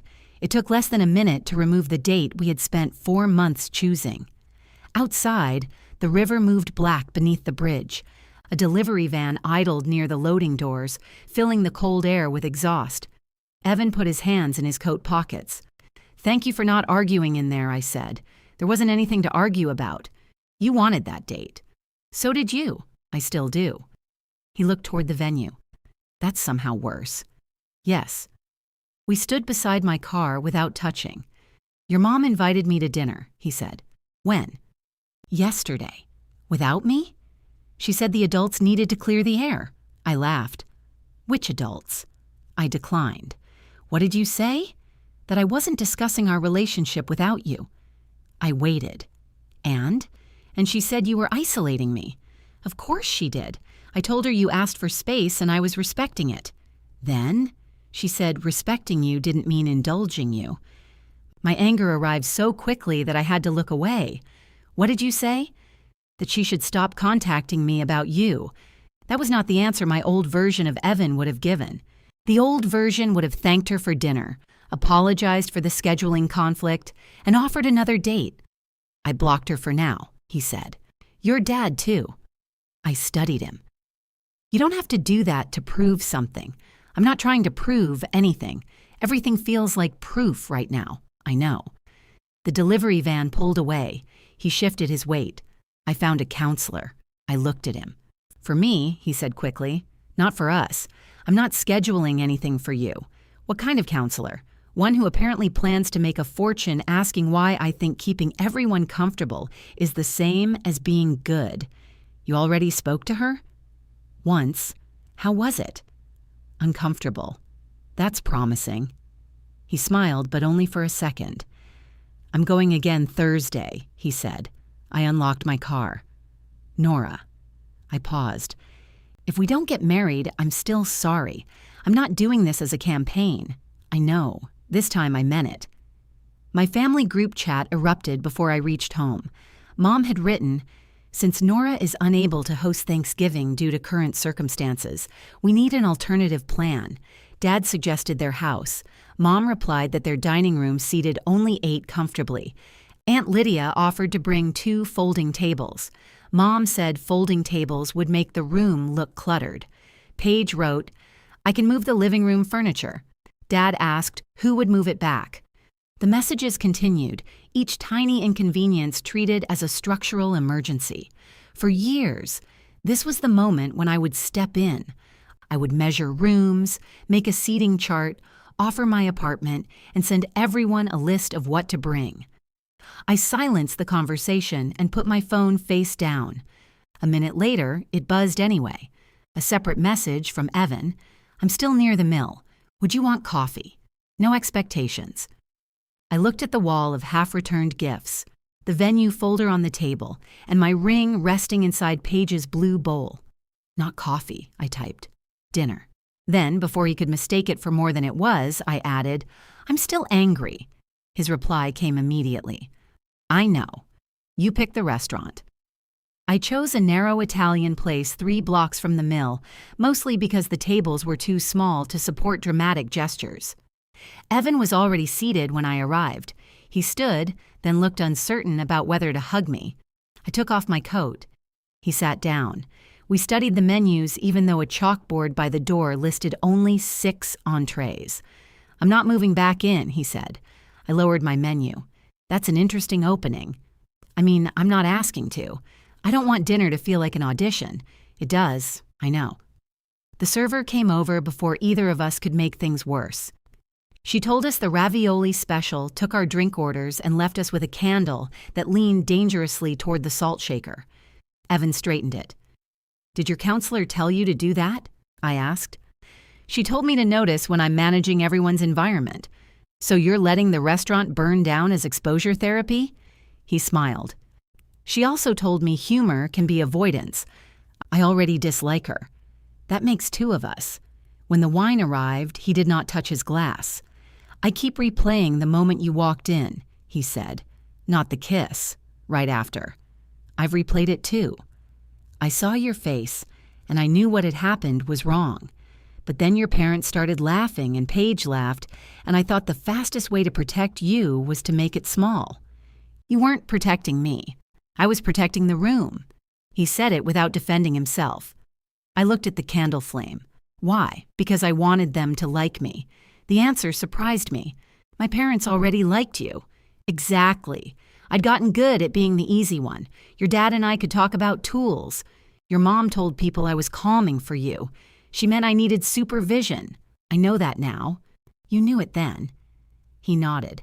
I liked being approved of more than I disliked what it said about you. The server returned with bread. Neither of us reached for it until she left.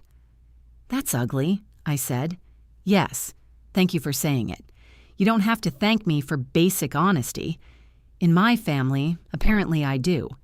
He tore a piece of bread and left it on his plate. I should have been willing to make them dislike me, he said. I should have looked at you and said exactly what happened. You did say it later, when you couldn't hear me. I heard you on the video. That isn't the same. No, the ravioli arrived. For several minutes, we ate and discussed nothing more dangerous than whether the sauce contained sage or an aggressive amount of thyme. Then Evan said, Luis wants his couch back. I'm sure Tasha wants Luis to stop describing you as their exchange student. He used the phrase, emotional refugee. That sounds like Luis. I found a furnished sublet for 2 months. The fork stopped halfway to my mouth. You signed something? No. I wanted to tell you first. You don't need my permission. I know. I also didn't want you to hear I'd found another place and think I was leaving. You are leaving. Temporarily, we don't know that. His eyes held mine. No, we don't. The pain on his face did not become a demand. That mattered. Take the sublet, I said. Okay, and keep paying your half of our rent until we decide what's happening. Of course. I hate that we're discussing rent. So do I. I hate that the wedding date is gone. So do I. I hate my sister. He raised one eyebrow. Fine, I don't hate her every minute. That sounds exhausting. It is. By dessert, nothing was fixed. That was almost a relief. We split tiramisu, argued about whether it tasted like coffee or sweet drywall, and walked to our separate cars. He hugged me before we left. I let him. For the next few weeks, our relationship existed in small appointments. Dinner on Wednesdays, coffee on Sundays, one long walk through a park where we discussed whether we could ever have a wedding without my family turning every chair assignment into a referendum. Evan moved into the sublet. He continued counseling and stopped reporting each useful realization as if submitting homework. Sometimes I asked. Sometimes I didn't. He still noticed things. The difference was that he began asking whether I wanted them fixed. My family remained loudest through my phone. Mom sent polite logistical questions as if our conflict had been placed on administrative hold. Dad forwarded an article about the health benefits of forgiveness without comment. Paige sent nothing. The Thanksgiving planning chat grew increasingly desperate. Mom wanted 12 matching dining chairs. Aunt Lydia pointed out that nobody owned 12 matching dining chairs. Dad suggested renting them until he learned the price. Paige proposed a buffet so nobody needed assigned seating. Mom said buffets encouraged people to eat at different times, which defeated the purpose of Thanksgiving. I watched the messages accumulate without volunteering. 3 days before the holiday, Mom called. I need your roasting pan. You have one. It's too small. It held the turkey last year. Your father bought a larger bird. Why? It was on sale. I closed my eyes. I'll bring the pan when I come. I need it earlier, then Dad can pick it up. He has to move the furniture. Paige said she'd do that. She hurt her back. How? Moving the furniture. There was no answer that would survive. What time should I arrive? I asked. 11 would be helpful. What time are we eating? 4. I'll be there at 3:30. Nora, I'm bringing the roasting pan and rolls. You always make the potatoes. Not this year. You make them better than I do. That is probably true.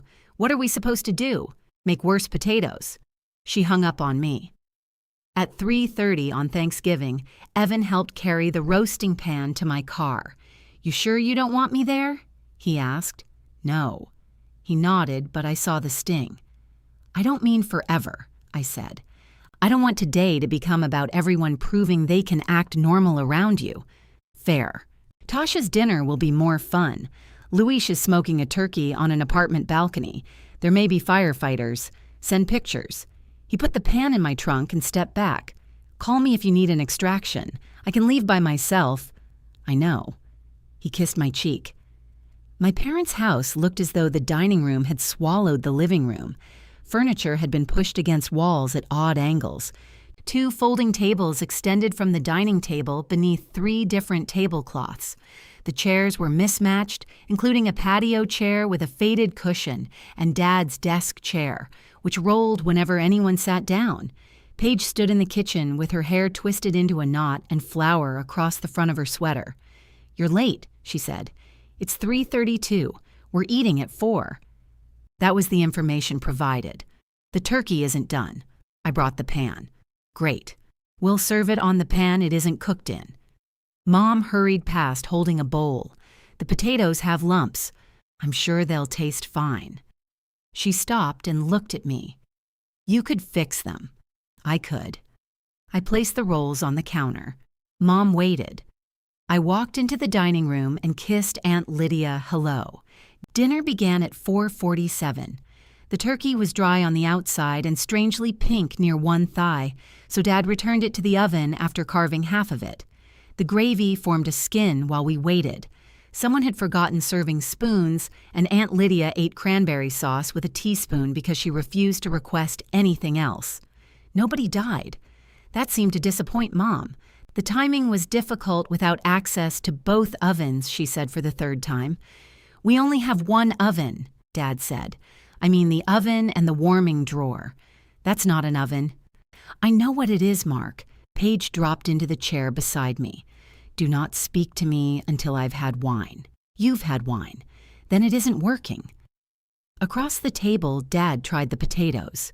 These aren't Nora's. Mom's head turned toward me as if he had uncovered fraud. I said I wasn't making them. I know, Dad said. I'm just saying. Paige's fork struck her plate. They're my potatoes. Dad took another bite. They're fine. Fine is what people say right before explaining why Nora does it better. I didn't say she does them better. You said they weren't hers. Because they aren't. Mom set down her glass. Can we please have one pleasant meal?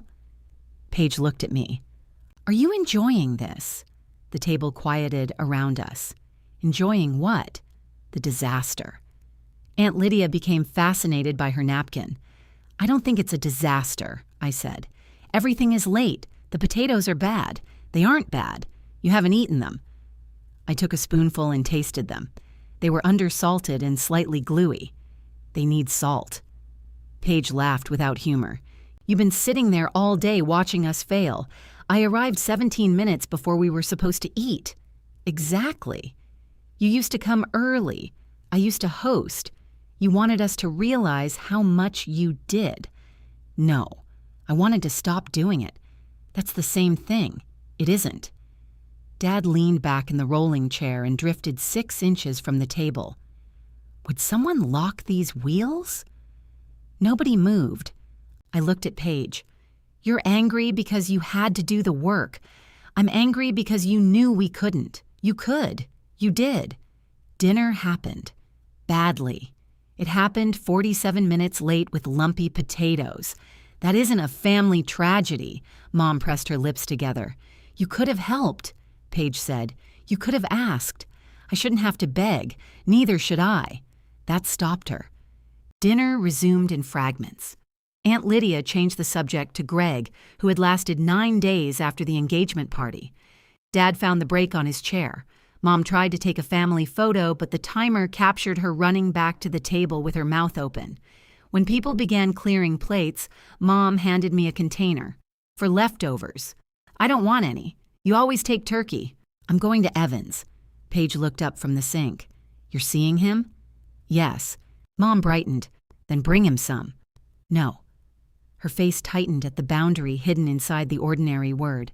I put on my coat. You're leaving before cleanup? Dad asked. Yes. Paige stood with both hands in dishwater. For a moment, she looked ready to accuse me again. Instead, she said, "I thought you were exaggerating. About what? How much work it is?" Mom, carrying plates behind her, went still. Paige looked down into the sink.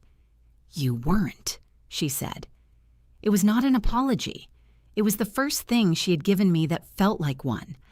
I wanted to say thank you, but gratitude felt too large for what had happened and too small for what it meant. So I nodded. Paige turned back to the sink. Mom resumed carrying plates as if she had not heard her golden child validate the one complaint I had been making for years. Dad called after me from the dining room. "Take your roasting pan." It was still in my trunk. I left without correcting him. At Tasha and Luis's building, the hallway smelled like smoke, poultry, and somebody's expensive candle losing a fight. The apartment door stood open. Luis was waving a dish towel beneath the ceiling alarm while Tasha stood on a chair pulling out the battery. "This is a controlled culinary event," Luis said when he saw me. "Your neighbors are in the hallway. They're jealous." One of the neighbors, a man wearing slippers and holding a fire extinguisher, said, "We're not." Evan appeared from the kitchen carrying a platter with a turkey on it. The bird was black along one side and pale along the other. "I thought you were smoking it," I said. "We did," he said. "Mostly the building." Tasha climbed down from the chair. "Welcome. We have turkey, take-out dumplings, and no emotional expectations." "Speak for yourself," Luis said. "I expect praise for the smoke ring. The smoke ring is on the ceiling." They had already eaten, but Tasha put out clean plates, and everybody sat down again. Nobody asked what had happened at my parents' house until I mentioned Paige. She admitted I hadn't exaggerated about the work. Luis lowered his fork. "Is that Bennett code for surrender? It's closer to a signed treaty." Evan didn't smile. "How did that feel?" The question caught me. I don't know. Good, I think. Then sad because it took one dinner. "Sometimes people need to carry the folding table," Tasha said. Luis raised his glass. "That should be on money." After we ate, Evan walked me downstairs. The cold air had sharpened, and my breath showed beneath the porch light. "Do you want to come to the sublet?" he asked. "Just to talk. Is talking what people do at furnished sublets? The bed has a floral quilt, and the kitchen has one fork. It's aggressively unromantic." I followed him 3 blocks to a narrow duplex with plastic planters on the steps. The apartment was exactly as advertised. Beige walls, brown carpet, a framed watercolor of a lighthouse nowhere near water. On the kitchen counter sat 2 paper cups from the coffee shop we visited on Sundays. "You bought 2?" I asked. "I thought you might come. That sounds like an expectation." It was hope. He handed me the cup with less sugar. We sat on opposite ends of a couch that made a crackling sound whenever either of us moved. I told him about dinner, the turkey, the lumpy potatoes, Dad rolling away from the table. When I repeated Paige's question, "Are you enjoying this?" Evan looked toward the lighthouse. "Were you?" "A little." "Okay, that's all?" "You're allowed to enjoy not fixing a problem. I enjoyed being right. You were right. Still not judging me? I'm trying to stop telling you what your reactions should look like."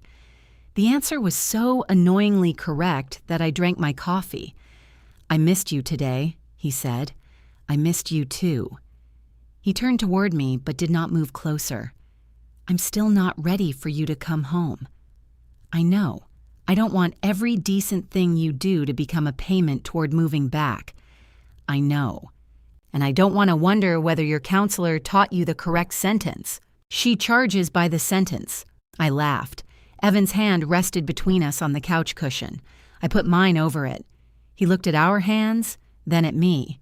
When he kissed me, he did it slowly enough that I could stop him. I didn't. The couch crackled beneath us. The lighthouse watched disapprovingly, and for the first time since the party, I remembered that his mouth belonged to the life we had built before it became evidence in a family argument. I pulled away first. "That doesn't change anything." "No," he said. "It changes one thing." He nodded. "One thing." My mother waited until the Monday after Thanksgiving to declare the meal a success. She sent a group message thanking everyone for helping and included a photo of the table, taken before the turkey went back into the oven. Then she called me separately. "I'm glad we proved we can still gather as a family," she said. "We ate food in one room. That's what a holiday is." Then yes, congratulations. Paige told me what she said to you. What did she say, she said? That she understands you've contributed more than she realized. Accurate enough. I hope that means you're ready to move forward. Forward where? Must you do that? Do what? Turn every phrase into a trap.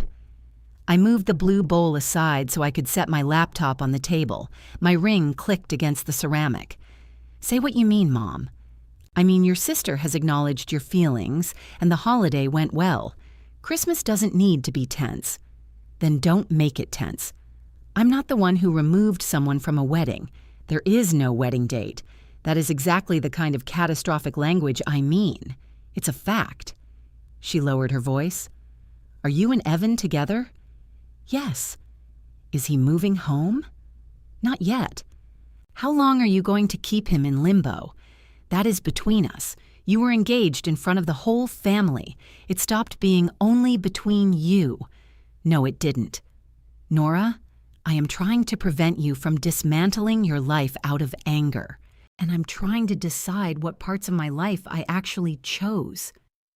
She went quiet. When she spoke again, her voice had lost its polished concern. I don't recognize you lately. I think that's the problem. I ended the call before she could turn recognition into another assignment.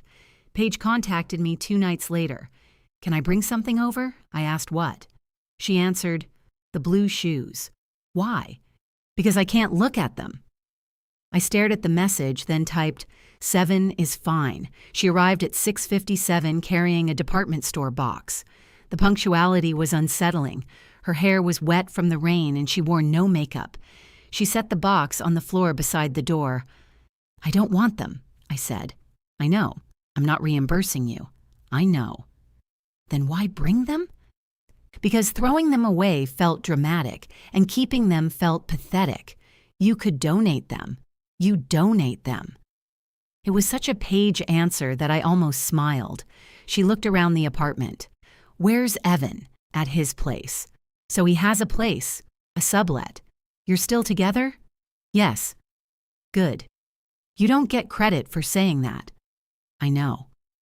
She tucked damp hair behind one ear. Can I sit down? I moved a stack of gift boxes from the couch.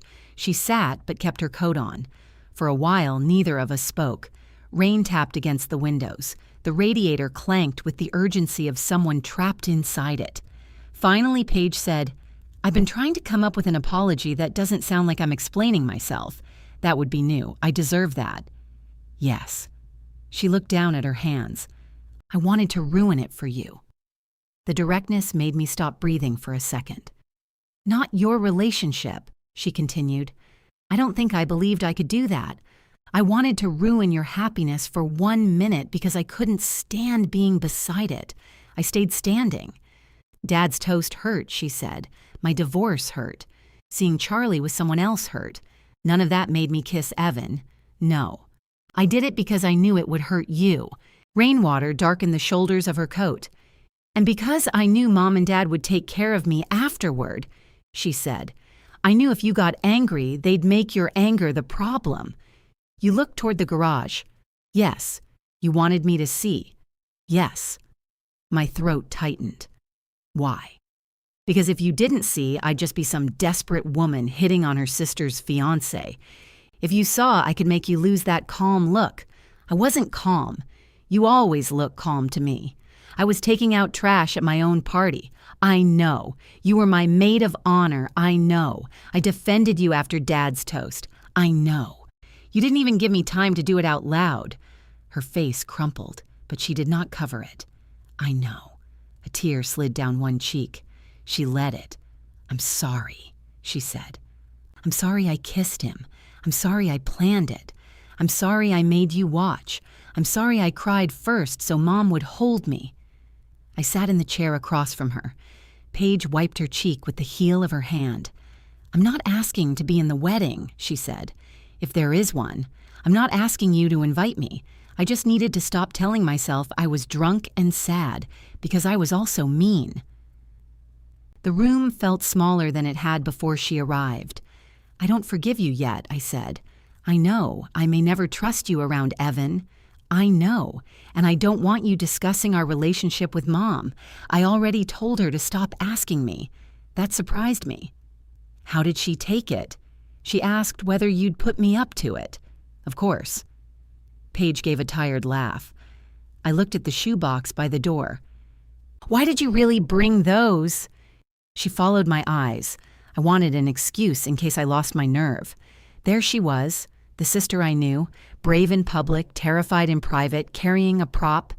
I got 2 glasses of water. When I handed her one, she held it between both palms without drinking. "Mom thinks Thanksgiving fixed everything," I said. "Mom thinks events are magic circles. If everyone stands inside one without screaming, we're healed." That sounds like her. "She's planning Christmas. She told me. She wants me to ask you to host dessert." I laughed. Paige did too, then pressed her lips together as if she had no right. "What did you tell her?" "That if she wants dessert, she can buy a pie." It was a small refusal. For Paige, it was nearly a revolution. When she left, she took the blue shoes with her. "I thought I was donating them," I said. "They're my prop." "For what?" "I don't know yet." She pulled up her hood. At the bottom of the stairs, she turned back. For what it's worth, Evan looked terrified when I kissed him. I saw the video. Before you came in. He looked at me like I'd set a raccoon loose in church. I laughed before I could stop myself. Paige smiled, but she did not use the laugh as forgiveness. She left. I went back inside and found my engagement ring where I had left it in the blue bowl.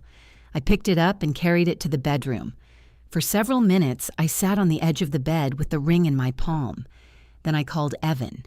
"Is something wrong?" He answered, "No." "Are you sure?" Paige apologized. A pause. A real apology? "I think so." "How are you?" "I don't know." "Do you want me to come over?" I looked at the ring. "Yes," I said, "but bring your toothbrush." He did not ask what it meant. That was one more thing it changed. He arrived 19 minutes later with a toothbrush in the pocket of his coat and no overnight bag. "That's optimistic," I said. "You specified one item." "Do you have clean clothes?" "I have clothes here." "You technically have half an apartment here." "I'm trying not to presume." He held up the toothbrush as evidence. I let him in. The department store box was gone, but the carpet still had a damp rectangle where Paige had set it. Evan noticed. He noticed everything. This time, he waited for me to explain. "She brought the maid of honor shoes." "Did she want you to do something with them?" "No. She wanted an object to carry while she apologized." "That sounds like Paige." "She took them home again." "That also sounds like Paige." He hung his coat and stood in the middle of the living room as though I might assign him a chair. I told him what she had said, not every word. Some of the apology felt like it belonged to the space between sisters, even after everything. But I told him that she had wanted me to see the kiss, that she knew my parents would protect her, and that she had stopped using alcohol as an excuse. Evan sat at the end of the couch. "Do you believe her?" he asked. "I believe that version. Do you forgive her?" "No." "Okay. You don't have an opinion?" "I have several. None of them should decide what you do." I sat beside him. "I invited you here, and now you're being extremely careful." "Yes. It's irritating. I can be careless if that would help." "It wouldn't." "Good. I'm out of practice." I leaned my head against his shoulder. He went very still, then relaxed one muscle at a time. "I'm not wearing the ring tonight," I said. "I didn't ask you to." "I know. I'm also not moving home tomorrow." "I know. You can stay until morning." "Okay." There were 1,000 things the moment could have become if either of us pushed. A reconciliation scene, a declaration, a shortcut. Instead, he asked whether I had eaten, and I said cereal counted. We made grilled cheese at 11:30 and burned the first 2 because we were talking about Paige's raccoon in church description of his face. That's offensive, he said.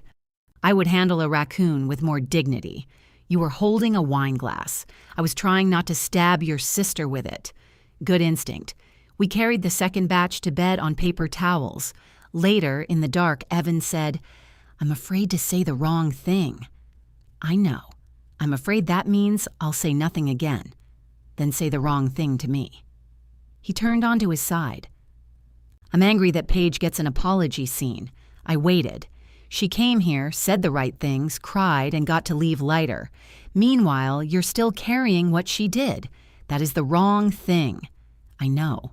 It's also true. I don't want to make this harder for you. You being angry at her doesn't make it harder. It might if you forgive her before I do. I haven't. But you could. So could you. I don't want to. The honesty was warm against my face. You don't have to, I said. He touched my hand beneath the blanket. I'm also angry at myself, he said. That part is less convenient. We fell asleep holding hands like people in a hospital waiting room. In the morning, his toothbrush stood beside mine in the bathroom cup. Nothing else had changed, but I looked at those 2 pieces of plastic longer than any reasonable person should. Evan stayed at the sublet. He slept at our apartment sometimes, always bringing exactly the things I requested and leaving the rest behind. By mid-December, his razor had returned. Then 2 shirts, then the ridiculous heated blanket he claimed the apartment needed, even though he was the only person who used it. My ring remained in the bedroom drawer. Mom invited us both to Christmas dinner in a group message, written as if she were addressing diplomats. We hope Nora and Evan will join us. This invitation is extended with love and without expectations, provided everyone agrees to leave old conflicts behind for one peaceful evening. Paige replied before I could. You can't say without expectations and then add a condition. Mom wrote, I'm asking for basic civility. I typed and deleted 3 answers. Evan, sitting across from me at the dining table, said, Do you want to go? I usually go. That isn't what I asked. No, it's what you've been paying someone to ask. $40 after insurance. I looked back at the message. I want to see Aunt Lydia, I said. I want to eat Mom's ham. I don't want to walk into another magic circle. Then we leave if it turns into one. You'll come? If you want me there. I do. He nodded. Then I'll come. My parents' house glowed with white lights and denial. Mom hugged Evan at the door as if he had returned from military service. We've missed you, she said. I've been around. Not here. No. She released him carefully. Dad shook his hand with both of his, holding on a second too long. Good to see you. You too. They had not apologized to him. Instead, they offered warmth as a substitute and expected him to accept the exchange rate. Paige stood beside the tree, wearing a red sweater and the blue maid of honor shoes. I looked down at them. She followed my gaze. I needed the height. For what? Emotional authority. Her smile was cautious. Mine probably was, too. Aunt Lydia kissed my cheek and whispered, Your mother has threatened us with peace. I saw the terms. She made place cards. Of course she did. Mom had seated Evan beside Dad and me between herself and Paige. Her optimism had a floor plan. Dinner began well enough. Uncle Rob told a long story about buying the wrong artificial tree. Melanie had stopped seeing Greg and brought nobody, which allowed Dad to ask whether she was taking a break from men until Aunt Lydia kicked him under the table. Paige and I discussed the ham glaze. Evan complimented the potatoes without mentioning who had made them. The trouble began with champagne. Mom brought out the same brand from the engagement party. I watched Paige recognize the label. Her hand stopped halfway toward her glass. To fresh starts, Mom said. Nobody lifted a drink. She kept smiling, and to remembering that family is bigger than one bad moment. My fork touched the plate. Beside me, Paige said, Mom, what don't? I'm making a toast. You're making the kiss into a bad moment everyone participated in. Dad sighed. Here we go. No, Paige said. That's what I mean. You all say, "Here we go," whenever Nora reacts, like she started something. The table became very quiet. Mom set down her glass. "I am trying to include you in moving forward. I don't need you to include me. I caused it. You made a mistake. I planned it." "We don't have to use that word." "What word? Planned?" Mom looked at me, not Paige. "Did you ask her to say this?" Paige laughed in disbelief. "There it is," I said. "What?" "The reason we can't have a fresh start. You think any boundary Paige has must belong to me." I asked a question. "You accused her of being controlled." "I am sitting right here," Paige said. Dad pushed his chair back. "This is not appropriate dinner conversation." "You were willing to toast about it," Evan said. Dad looked at him. "I'd like a word with you. Say it here." "Privately." "No." The single word startled Dad more than an argument would have. "I'm asking man to man," he said, "and I'm saying I'm not discussing Nora privately. This isn't about Nora. It has always been about Nora." Mom's eyes filled. "We welcomed you into this family." Evan looked at her. "You welcomed me as long as I helped keep Nora easy to manage." Heat moved through my chest. Dad stood. "Come help me get the extra chairs from the garage." All the chairs were already at the table. Evan stayed seated. "No." Dad's face reddened. Uncle Rob picked up his water glass, discovered it was empty, and set it down again. Mom said, "Can everyone please stop behaving as if we're enemies?" Paige leaned forward, then apologized to her. "I have." "No, you haven't. I said I was sorry things became so upsetting." "That's not an apology." Mom looked around the table as if searching for an adult. "What exactly am I apologizing for? I didn't kiss anyone." "You knew I was thinking about it," Paige said. "You laughed. Then you made Nora the problem because dealing with her anger was harder than dealing with me. That is your interpretation. It's on video, which should never have been shared. It wouldn't have needed to be shared if you told people the truth." Mom's face went blank. "You knew Nora sent it to Lydia?" she asked. "I live here." "And you said nothing?" What was I supposed to say? That the evidence hurt my feelings. That was the moment the balance shifted. Not dramatically. Nobody confessed. Nobody threw a glass. Mom simply realized Paige was no longer standing beside her. She looked at me with open hurt. "You've turned your sister against us." Paige pushed back her chair. "No," she said. "I got tired of being used as the reason you don't have to listen to her." She walked into the kitchen, blue heels striking the floor too hard. I followed. Paige stood at the sink with both hands on the counter. "You didn't have to do that," I said. "Yes, I did. Mom will blame me." "She already does. You're going to pay for it later, I know." The old instinct rose in me, to tell her what to say, help her pack, offer my couch if the house became unbearable. I swallowed it. "What are you going to do?" I asked. "Finish dinner. Help clean. Go upstairs." It was not the decision I would have made. "That sounds terrible." "It's my terrible decision." I nodded. She looked at me through the dark kitchen window. "I'm not doing this so you'll put me back in the wedding." "I know. I don't want the job. That's convenient." She smiled. When we returned to the dining room, Mom had removed the champagne bottle. The toast never happened. Evan and I left after dessert. Dad did not shake his hand. Mom hugged neither of us.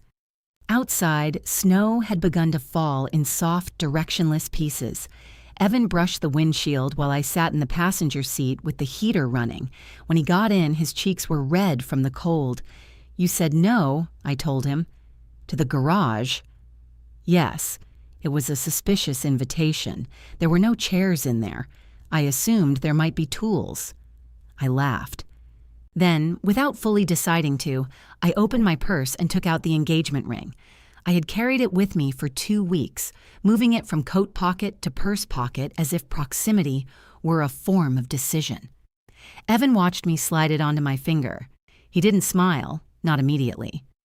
"Are you sure?" he asked. "No," I said, "but I'm sure enough to wear it." He looked down at my hand. "I'll take sure enough. I'm not planning another wedding yet." "I know." And you're not moving home tonight. I know. I touched the ring with my thumb. My parents still think an apology is losing. Yes. I don't know what that means for us. It means you decide who gets invited to whatever we do next. What if they hate you? Evan started the car. They'll survive. The roads were slick, so Evan drove slowly. Snow gathered at the edges of the windshield faster than the wipers could clear it. Halfway home, he said, "There's something I need to ask. That sounds ominous. Do you want me to forgive Paige?" I looked at him. No. Good. That was easy. I'll be civil. I won't make you choose between seeing her and seeing me, but she hasn't apologized to me. I didn't realize. I know. The answer embarrassed me. Paige had kissed him without consent, then spent 2 months discussing what the kiss had done to me, our parents, the wedding, and her own image. Even when Evan was defended, he was treated as an object that had successfully resisted theft. "I'm sorry," I said. "You didn't do it." "No, but I made your reaction part of my decision about us without asking what you needed from her." He turned onto our street. "I need her to understand she didn't just damage something that belonged to you," he said. "I don't belong to you. I know you know." The apartment windows were dark above us. Evan parked at the curb but left the engine running. "I'm not asking you to arrange a conversation," he said. "I won't." That looked painful. It was. He smiled slightly. I texted Paige the next morning. "You apologized to me. You also owe Evan one. I'm not scheduling it for you." Her reply came 10 minutes later. "I know. I've been scared to contact him. Ask whether he's willing." Don't assume. She waited nearly an hour before writing back. "Okay." Evan agreed to meet her at a coffee shop the following Sunday. He told me I could come if I wanted, then clarified that I did not need to supervise either of them. "I'm coming," I said, "not to supervise. What are you coming for?" "I don't know." Good enough. The coffee shop had tiny marble tables placed so close together that private conversations became a group activity. We found a corner near the window. Paige arrived carrying no shoes, props, or emotional support objects. She bought a coffee and did not drink it. Evan sat across from her. I took the chair beside him. Paige looked at me first, caught herself, and turned to him. "I'm sorry I kissed you." He waited. "I planned it," she continued. "I knew you didn't want me to. I didn't care what it would feel like for you because I was using you to hurt Nora. That's what you told her." "Yes. What are you apologizing to me for?" Her face colored. "For touching you without your permission. And for making a joke afterwards so you couldn't be angry without looking dramatic." He leaned back. "You kept saying I passed a test." "I know. I didn't agree to be tested." "I know. You also told me I was making you feel like a predator." Paige gripped the cardboard sleeve around her cup. "That was awful. It was manipulative." "Yes." She did not cry. I could see the effort it cost her. "I'm sorry," she said. "You didn't cause any of it, and I acted like your only role was proving you loved Nora." Evan glanced out the window. A city bus pulled to the curb, blocking the light. "I don't forgive you yet," he said. Paige nodded. "I'll be around you if Nora wants you around," he continued. "I'll be polite. I don't want you touching me. No hugs, no grabbing my arm, no jokes about the kiss. I understand. If you drink too much at a family event, we leave. I understand. That isn't punishment. I don't trust you." Her eyes shone, but she held his gaze. "I understand." Evan stood. The conversation had taken 6 minutes. Paige watched him put on his coat. "Thank you for meeting me. I did it for Nora." Her mouth tightened. "Fair." Outside, he exhaled so hard his shoulders dropped. "Do you want to talk about it?" I asked. "No." "Okay." We walked half a block. "Actually, yes." I waited. I hated that. I know. I wanted her to argue. She used to argue better. I wanted her to tell me I was overreacting so I could be angry without feeling sorry for her. That sounds familiar. He slid his hand into mine. She looked terrified. She was. I'm still not forgiving her today. You don't have to. I know. His sublet ended at the end of January. For a while, we avoided discussing it with impressive coordination. He mentioned packing. I discussed weather. He asked whether the apartment needed groceries. I sent him a photograph of a squirrel on the fire escape. Finally, he came over with 2 cardboard boxes and stood inside the doorway. Luis offered his couch again, he said. Luis told Tasha your body had permanently damaged it. He was emotional. I looked at the boxes. One was labeled books. The other said kitchen/MISC, which in Evan's packing language could mean anything from spoons to tax returns. You can come home, I said.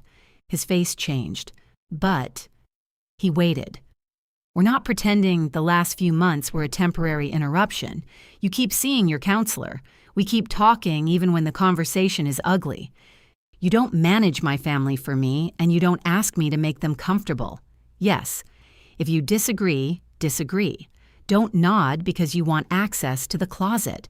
I disagree with your claim that I want access to our closet. It's mostly your shoes. Strong start. He set down the boxes and kissed me. Moving back took less than an hour because most of his belongings had never left. The apartment absorbed him with almost insulting ease. His keys returned to the ceramic dish by the door. His coffee appeared beside mine in the morning. His work shirts crowded the closet again. It was not exactly the old life.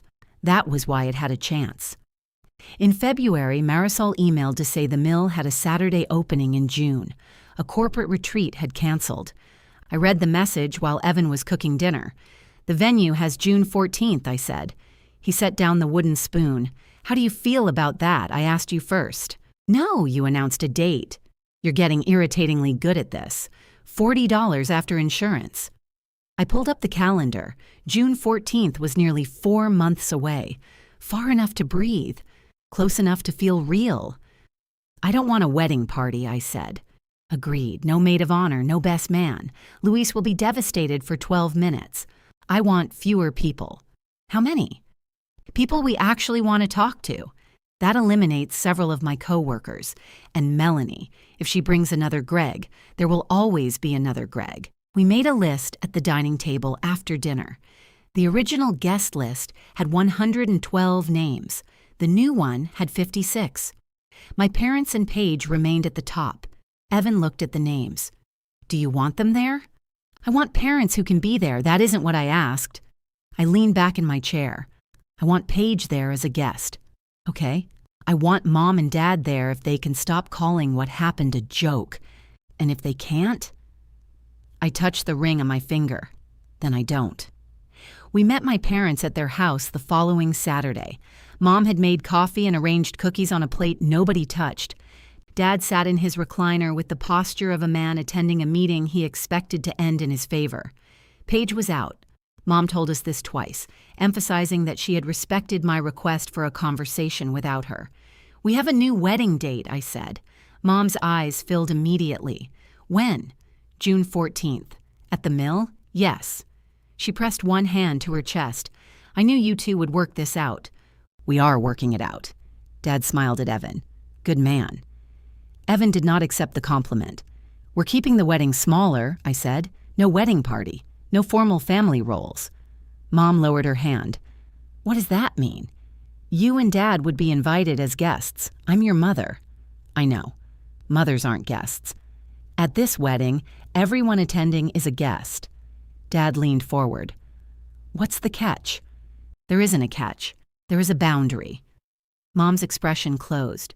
I need both of you to acknowledge that Paige deliberately kissed Evan, that it wasn't a joke, and that you responded by trying to control my reaction instead of supporting us. We have discussed this to death, Dad said. No, you've explained why I shouldn't still be hurt. We apologized for the evening becoming upsetting. That isn't an apology. Mom folded her hands in her lap. What exact words are you requiring? I'm not giving you a script, but you'll judge whether we perform it correctly. This isn't a performance. It feels like one. Evan spoke before I could. Then don't perform. Tell the truth. Dad's eyes narrowed. This is between us and our daughter. You made me part of it when you asked me to treat what Paige did as a test I passed. I never said that. You asked if I passed the test. That was clearly humor. No, I said. It was clearly the problem. Mom stood and began collecting the untouched coffee cups. If your invitation depends on us accepting your interpretation of every second of that night, then it isn't an invitation. It depends on you accepting what happened. We know what happened, Dad said. Paige made a terrible mistake. You responded by postponing your wedding, removing your sister, sending videos to relatives, refusing to host holidays, and making your mother beg for access to her own daughter. I haven't made Mom beg for anything. You've made us pay. For what? For not reacting perfectly in a confusing moment. The moment lasted 2 months. Mom carried the cups into the kitchen. One saucer rattled against another. I followed her. She set everything beside the sink. I had plans for your wedding, she said without turning around. So did I. I pictured helping you choose flowers, your father walking you in, Paige beside you. Paige kissed Evan. She apologized. You haven't. Mom gripped the counter. What if I don't agree that I did something unforgivable? I'm not asking you to call it unforgivable. You've built the whole wedding around proving we failed you. No. I rebuilt the wedding after realizing you think loving me means I must never make you feel guilty. She turned. I love you. I know. You say that as if it doesn't matter. It matters. It just doesn't repair anything by itself. Her face crumpled. For years, that face would have ended the conversation. I would have crossed the kitchen, hugged her, and found a sentence that gave her a way out. I stayed where I was. Dad entered behind me. We will not attend our daughter's wedding under conditions, he said. Mom looked at him, startled. Then she looked at me. I waited for her to disagree. She didn't. All right, I said. Dad's certainty flickered. That's your answer? I hope you change your minds. We hope you change yours. Evan and I left the cookies untouched. Paige called while we were driving home. Mom says you gave them an ultimatum. I gave them an invitation. She says you told them they can only come if they confess. She was in the room. She knows what I said. Paige sighed. They want me to refuse my invitation too. Evan glanced at me, then returned his eyes to the road. What are you going to do? I asked. Come as a guest if I'm still invited. You are. I won't ask about Mom and Dad again. Thank you. And I'll wear different shoes. I smiled despite myself. When the call ended, Evan reached across the center console and took my hand. Are you okay? He asked. No. Do you want to go back? No. He squeezed my fingers. For once, love did not ask me to reverse direction. The silence from my parents lasted 9 days. It was the longest either of them had ever gone without contacting me. Even during fights, Mom usually found a logistical opening. Did I still have her casserole dish? Had I remembered Aunt Lydia's anniversary? Silence was not her natural state. It required effort. On the 10th day, a white envelope appeared in our mail slot. Inside was a card from the engagement party, a watercolor champagne bottle on the front. Mom had bought 20 of them as thank you notes and insisted I take the extras. She had written only one sentence. We hope there is still time for you to remember how much your family loves you. No apology, no signature. Evan read it and handed it back. What do you want to do? I want to call her. Okay. I want to scream. Also okay. I want her to apologize so I can stop being the person keeping my parents from my wedding. He leaned against the kitchen counter. You're not. It feels like I am. I know. I tore the card in half. Then I taped it back together. Evan watched without commenting. I hate that you saw that, I said. I've seen you eat cereal out of a measuring cup. This was worse. Barely. We sent invitations in March. Paige responded online 13 minutes after hers was delivered. Accepts with gratitude, she wrote in the comment box, which was formal enough to sound sarcastic. Luis responded for himself and Tasha, then entered 2 goats under dietary restrictions. Aunt Lydia called to say the website had accused her of having an invalid phone number. It had not. My parents did nothing. Their names remained gray on the guest list while other people turned green or red. Every time I opened the page to check meal selections, I saw them at the top, pending, as if they had not already answered.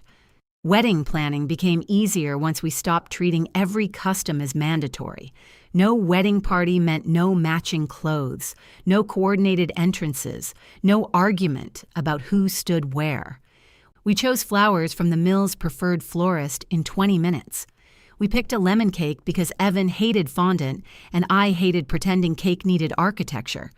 At our final planning meeting, Marisol asked who would give speeches. Luis, Evan said. Briefly, I added.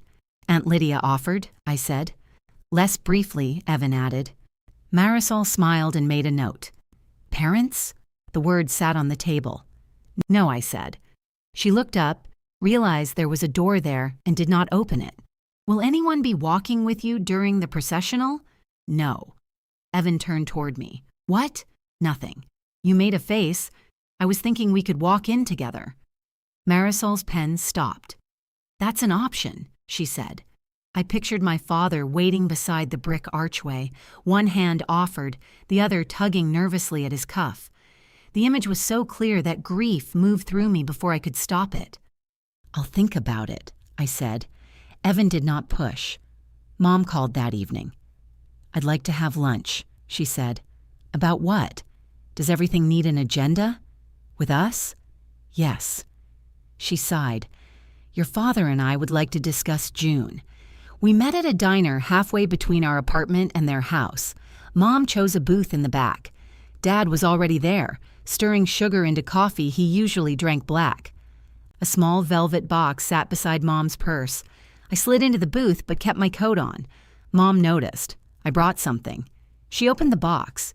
Inside were pearl drop earrings I had seen in photographs of her wedding.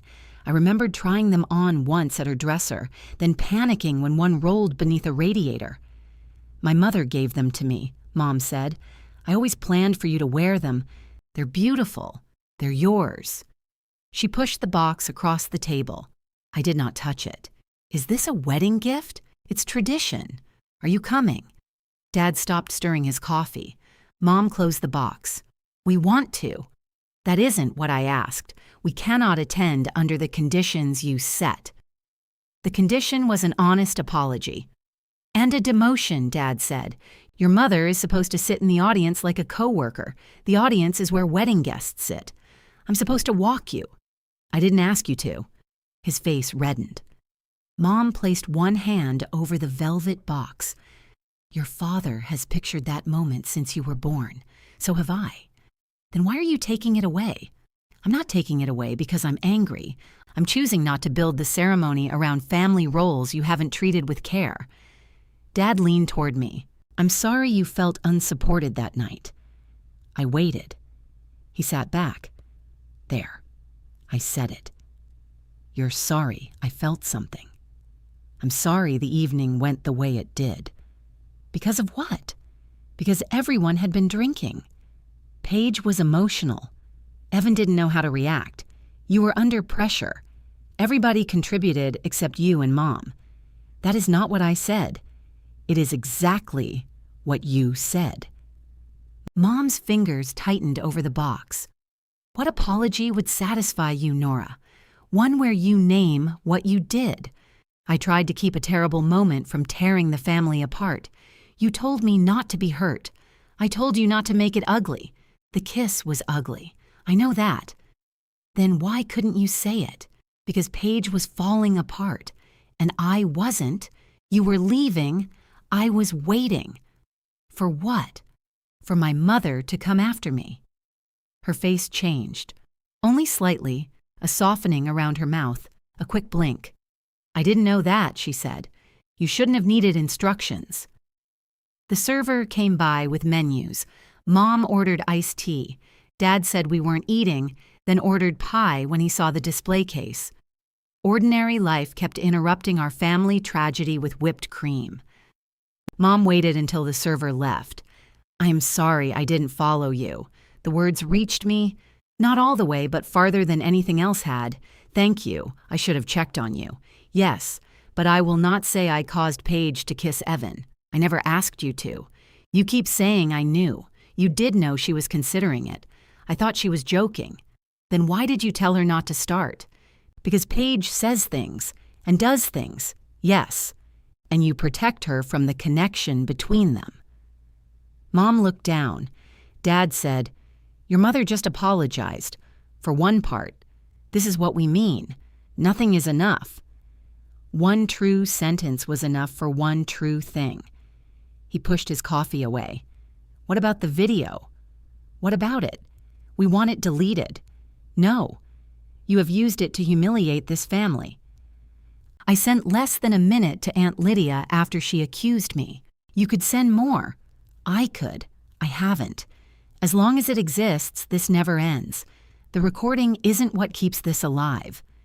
Dad looked at Evan, though Evan was not there, as if hoping to negotiate with the absent, reasonable man. "We will come," Mom said slowly. "If the conditions are removed, the video is deleted, and your father walks you." I looked at the pearl earrings. She had brought me an inheritance and turned it into a contract. No. Mom's lips parted. "No to which part?" Dad asked. "All of it." "We are your parents." "Yes, that should mean something. It does. That's why this hurts." The pie arrived. Dad stared at it as if the server had interrupted negotiations at Camp David. I slid out of the booth. Mom picked up the velvet box. "Take these." "No. They belong to you. Not like this." Her eyes filled. I wanted to take the earrings. I wanted to put them on in June and tell myself the pearls carried only the love, not the conditions. But love delivered with an invoice was still a transaction. I left them on the table. Paige came to the apartment the week before the wedding with garment bags from the dry cleaner. "Mom bought a dress," she said. I stepped aside to let her in. "How do you know?"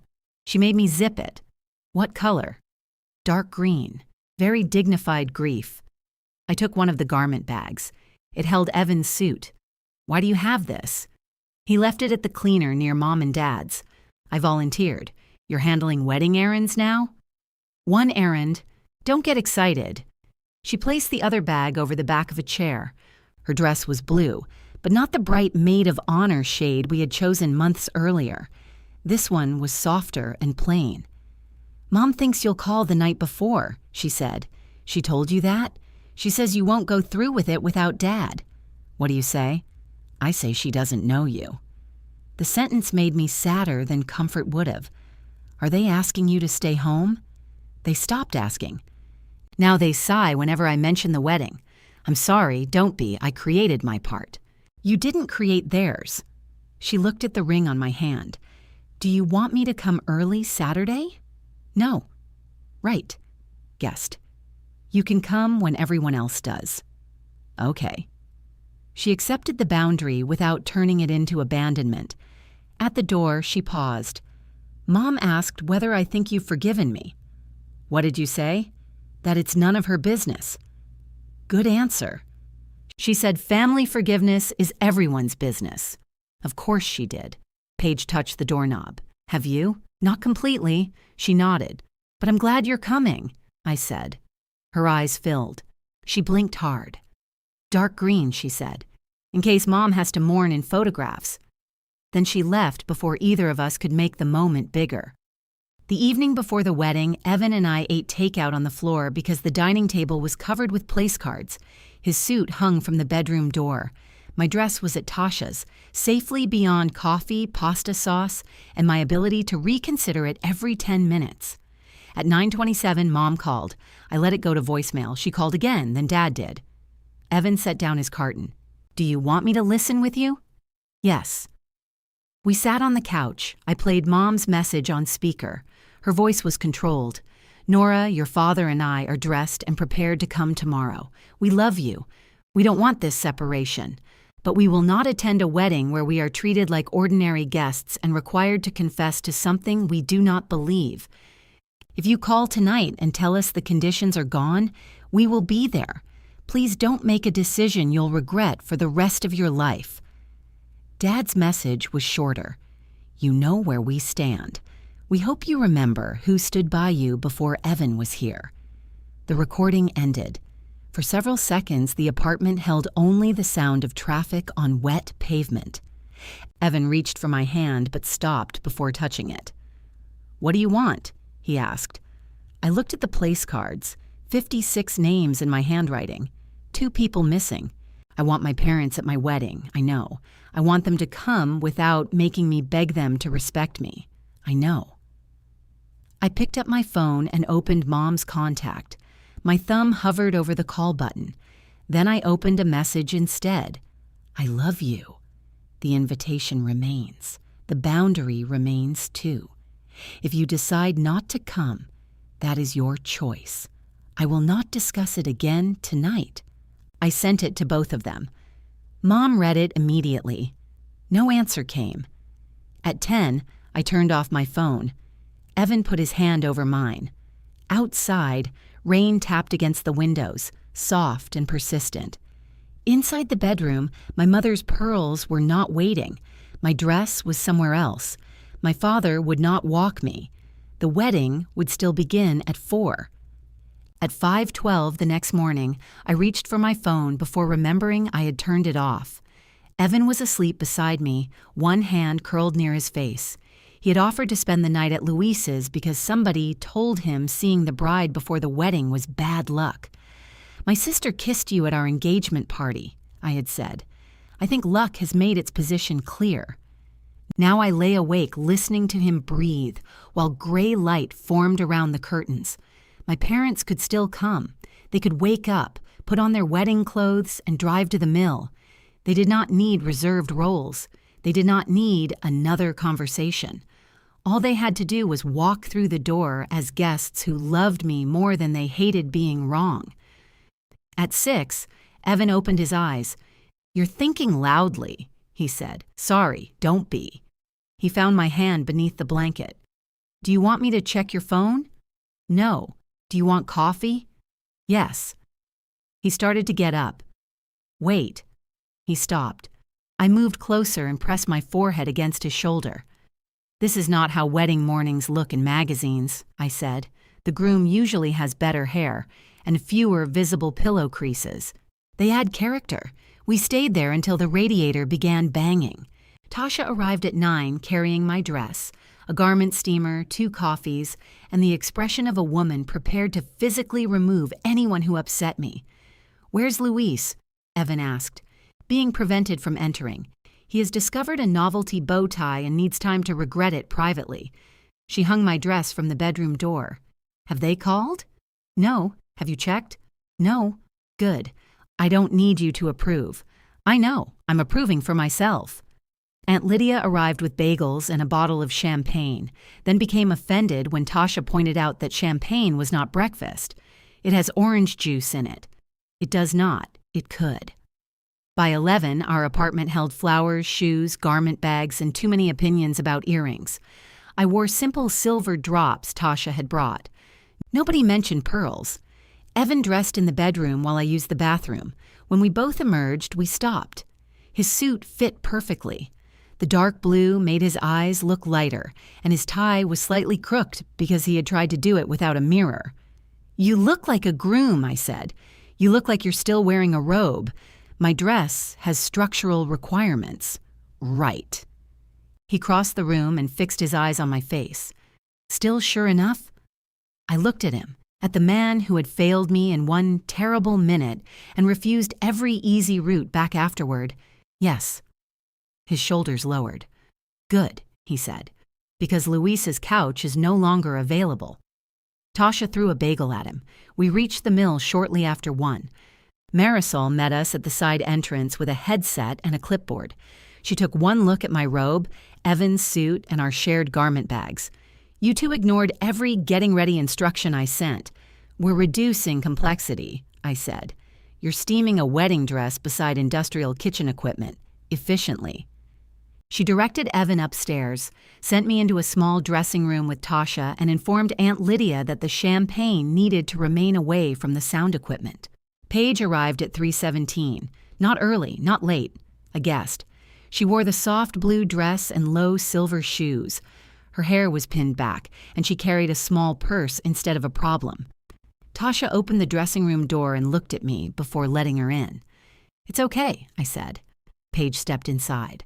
For several seconds, she stared at me. "You look beautiful," she said. "Thank you." Not calm beautiful. Actually beautiful. I understood. She smiled nervously. "I didn't know whether I should come back here. You can stay for a minute." "Okay." Her gaze moved to my ears. She knew what was missing. "Mom wore the green dress around the house this morning," she said. I closed my eyes. "Why would you tell me that? Because I don't know how to do this." "Do what?" "Be honest without making it worse." I looked at her reflection in the mirror. Did they say they were coming? No. The words settled heavily. "Dad put on his suit," she said.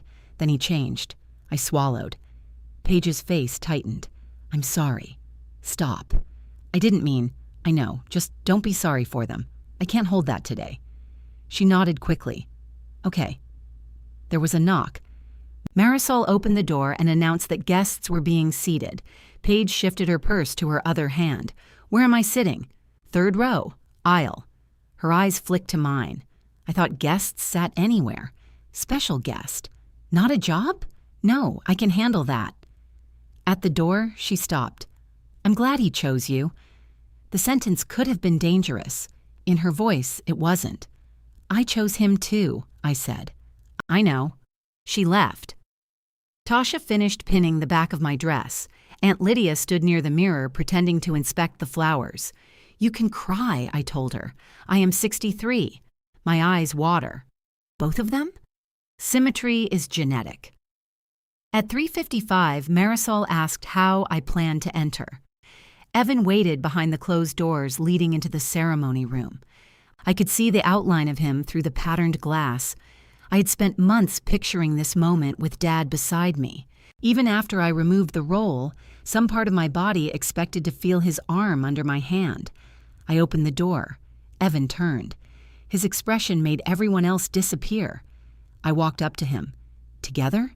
he asked. "Together." Marisol gave the musicians a signal. The doors opened. 54 people stood. For one breath, I saw the absences. Not empty chairs. We had not reserved any, but gaps inside the picture I had carried for years. Mom was not smoothing her dress in the front row. Dad was not trying to hide that he was crying. Then Evan took my hand. We walked in side by side. Aunt Lydia cried symmetrically. Luis wore the novelty bow tie despite intervention. Tasha stood beside him, shaking her head. Paige sat exactly where we had placed her, her hands folded in her lap. She looked at me without asking for anything. The ceremony was short. When it was time for vows, Evan unfolded a piece of paper, glanced at it, and put it back in his pocket. "I wrote something better," he said. It sounded like a warranty. People laughed. He looked at me. I thought loving someone meant making life easier for them. Sometimes it does. Sometimes it means being willing to make the room uncomfortable, because the truth matters more than the room. My throat tightened. I can't promise I'll always know the right thing fast enough. I can promise I'll keep learning how to stand beside you while you're still there. The words were not polished. That was why I believed them. When my turn came, I kept my paper. "Evan, you notice when I'm carrying too much, even when I tell you it's fine. You know I hate sage, folding fitted sheets, and being asked what I want when everyone has already decided what answer would be convenient. More laughter. You hurt me because I expected better from you. Then you did something harder than saying you were sorry. You let me decide what better had to look like." His eyes filled. "I choose you. Not because you passed anybody's test. Because when you failed your own, you stayed and did the work. When we kissed, nobody laughed." At 4:23, while photographs were being taken near the river, Tasha handed me my phone. "Your mother texted." I stared at the dark screen. "What does it say?" "I didn't read it." "You read everything. I'm growing." I turned on the phone. Mom's message had arrived at 4:02. "We love you. We hope today is everything you wanted." Dad had sent one word: congratulations. There was no last-minute change of heart, no car pulling into the lot, no apology delayed by traffic. I put the phone back into Tasha's hand. "Hold this until tomorrow, gladly." The reception was not perfect. The florist delivered 2 fewer centerpieces than ordered, so Marisol redistributed them and nobody noticed. Luis's speech lasted 14 minutes and included a story Evan had specifically forbidden. Aunt Lydia spoke for 9 and used only 6 to discuss the thermostat. Paige drank 1 glass of champagne over dinner. When a server offered another, she covered her glass with her hand. Later, she approached Evan near the cake table. I watched from across the room. She stopped outside arm's reach. "Thank you for letting me be here," she said. "It wasn't my decision." "I know." She looked toward me. "I'm glad she wanted me." Evan nodded. "Me too." Paige started to leave. "Thanks for picking up my suit," he said.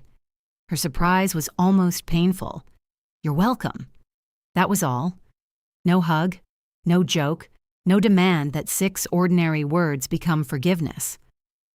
After dinner, the band played the first dance we had chosen before the engagement party, then discarded, then chosen again. Halfway through, I saw Paige dancing with Aunt Lydia. Luis was trying to teach Tasha a move that involved too much confidence and not enough balance. I rested my head against Evan's shoulder. "I'm happy," I said. "Good. I'm also sad." "I know. Don't fix it. I won't." He held me while both things remained true. The wedding ended before midnight. We stayed at a hotel near the river where the room service menu charged $22 for a grilled cheese sandwich. "Mine are better," Evan said. "Yours come with emotional baggage. Complimentary." We ordered one and ate it in bed while reading messages from guests. I did not answer my parents. The wedding flowers were beginning to brown at the edges when Mom called 5 days later. "I'd like to see photographs," she said. "They're not ready. Phone pictures. I'm not ready." She went quiet. "We didn't stop loving you because we didn't attend. I know. You chose conditions we couldn't accept. You chose not to accept them. I don't want to argue." "Then don't." Another silence. "We have your pearl earrings," she said. "Keep them. They belong to you. Maybe someday?" "What does that mean?" "It means when you can give them without asking for something in return." She inhaled. "All right." She did not apologize. I did not fill the silence for her. Our conversations remained short after that. Mom called less often once she realized logistics no longer opened every door. Dad texted about car maintenance and weather. When either of them tried to discuss Paige through me, I ended the conversation. Paige and I saw each other carefully. Coffee first, then lunch. She did not call at midnight. I did not ask questions whose answers were disguised instructions. When she had a bad week, she told me she was having one and waited to see whether I offered help. Sometimes I did. Sometimes I said, "That sounds hard." The first time, she laughed. The original recording remained on my phone. I stopped watching it, but I knew exactly where it was. 2 hours, 46 minutes, 21 seconds. Proof that Paige had planned the kiss. Proof that Mom had laughed. Proof that Evan had defended me when nobody was watching. Months after the wedding, I opened it one evening at the dining table. Evan was washing dishes. The blue bowl sat between us, holding our keys and my spare hair ties instead of my engagement ring. "What are you doing?" he asked. Watching it one more time. He dried his hands and sat beside me. We did not play the whole thing. We watched Paige look toward the garage. We watched the kiss. We watched my family turn toward me. Then we watched Evan face my father after I left. "Nora isn't sensitive," he said from the small screen. "She's exhausted from cleaning up after all of you." The video ended. "Do you still have your copy?" I asked. "Yes, delete it." He looked at me. "Are you sure?" "Yes." He removed the file from his phone and cleared it from the deleted folder. I did the same. Then I messaged Aunt Lydia. Do you still have the clip I sent you? Her reply came a minute later. No. Deleted it months ago. I remember what I saw. I set my phone down. The evidence was gone. What happened was not. Neither was everything that came after. Evan put his hand over mine. In the blue bowl, our keys touched. My phone stayed silent. For once, nobody needed me to answer.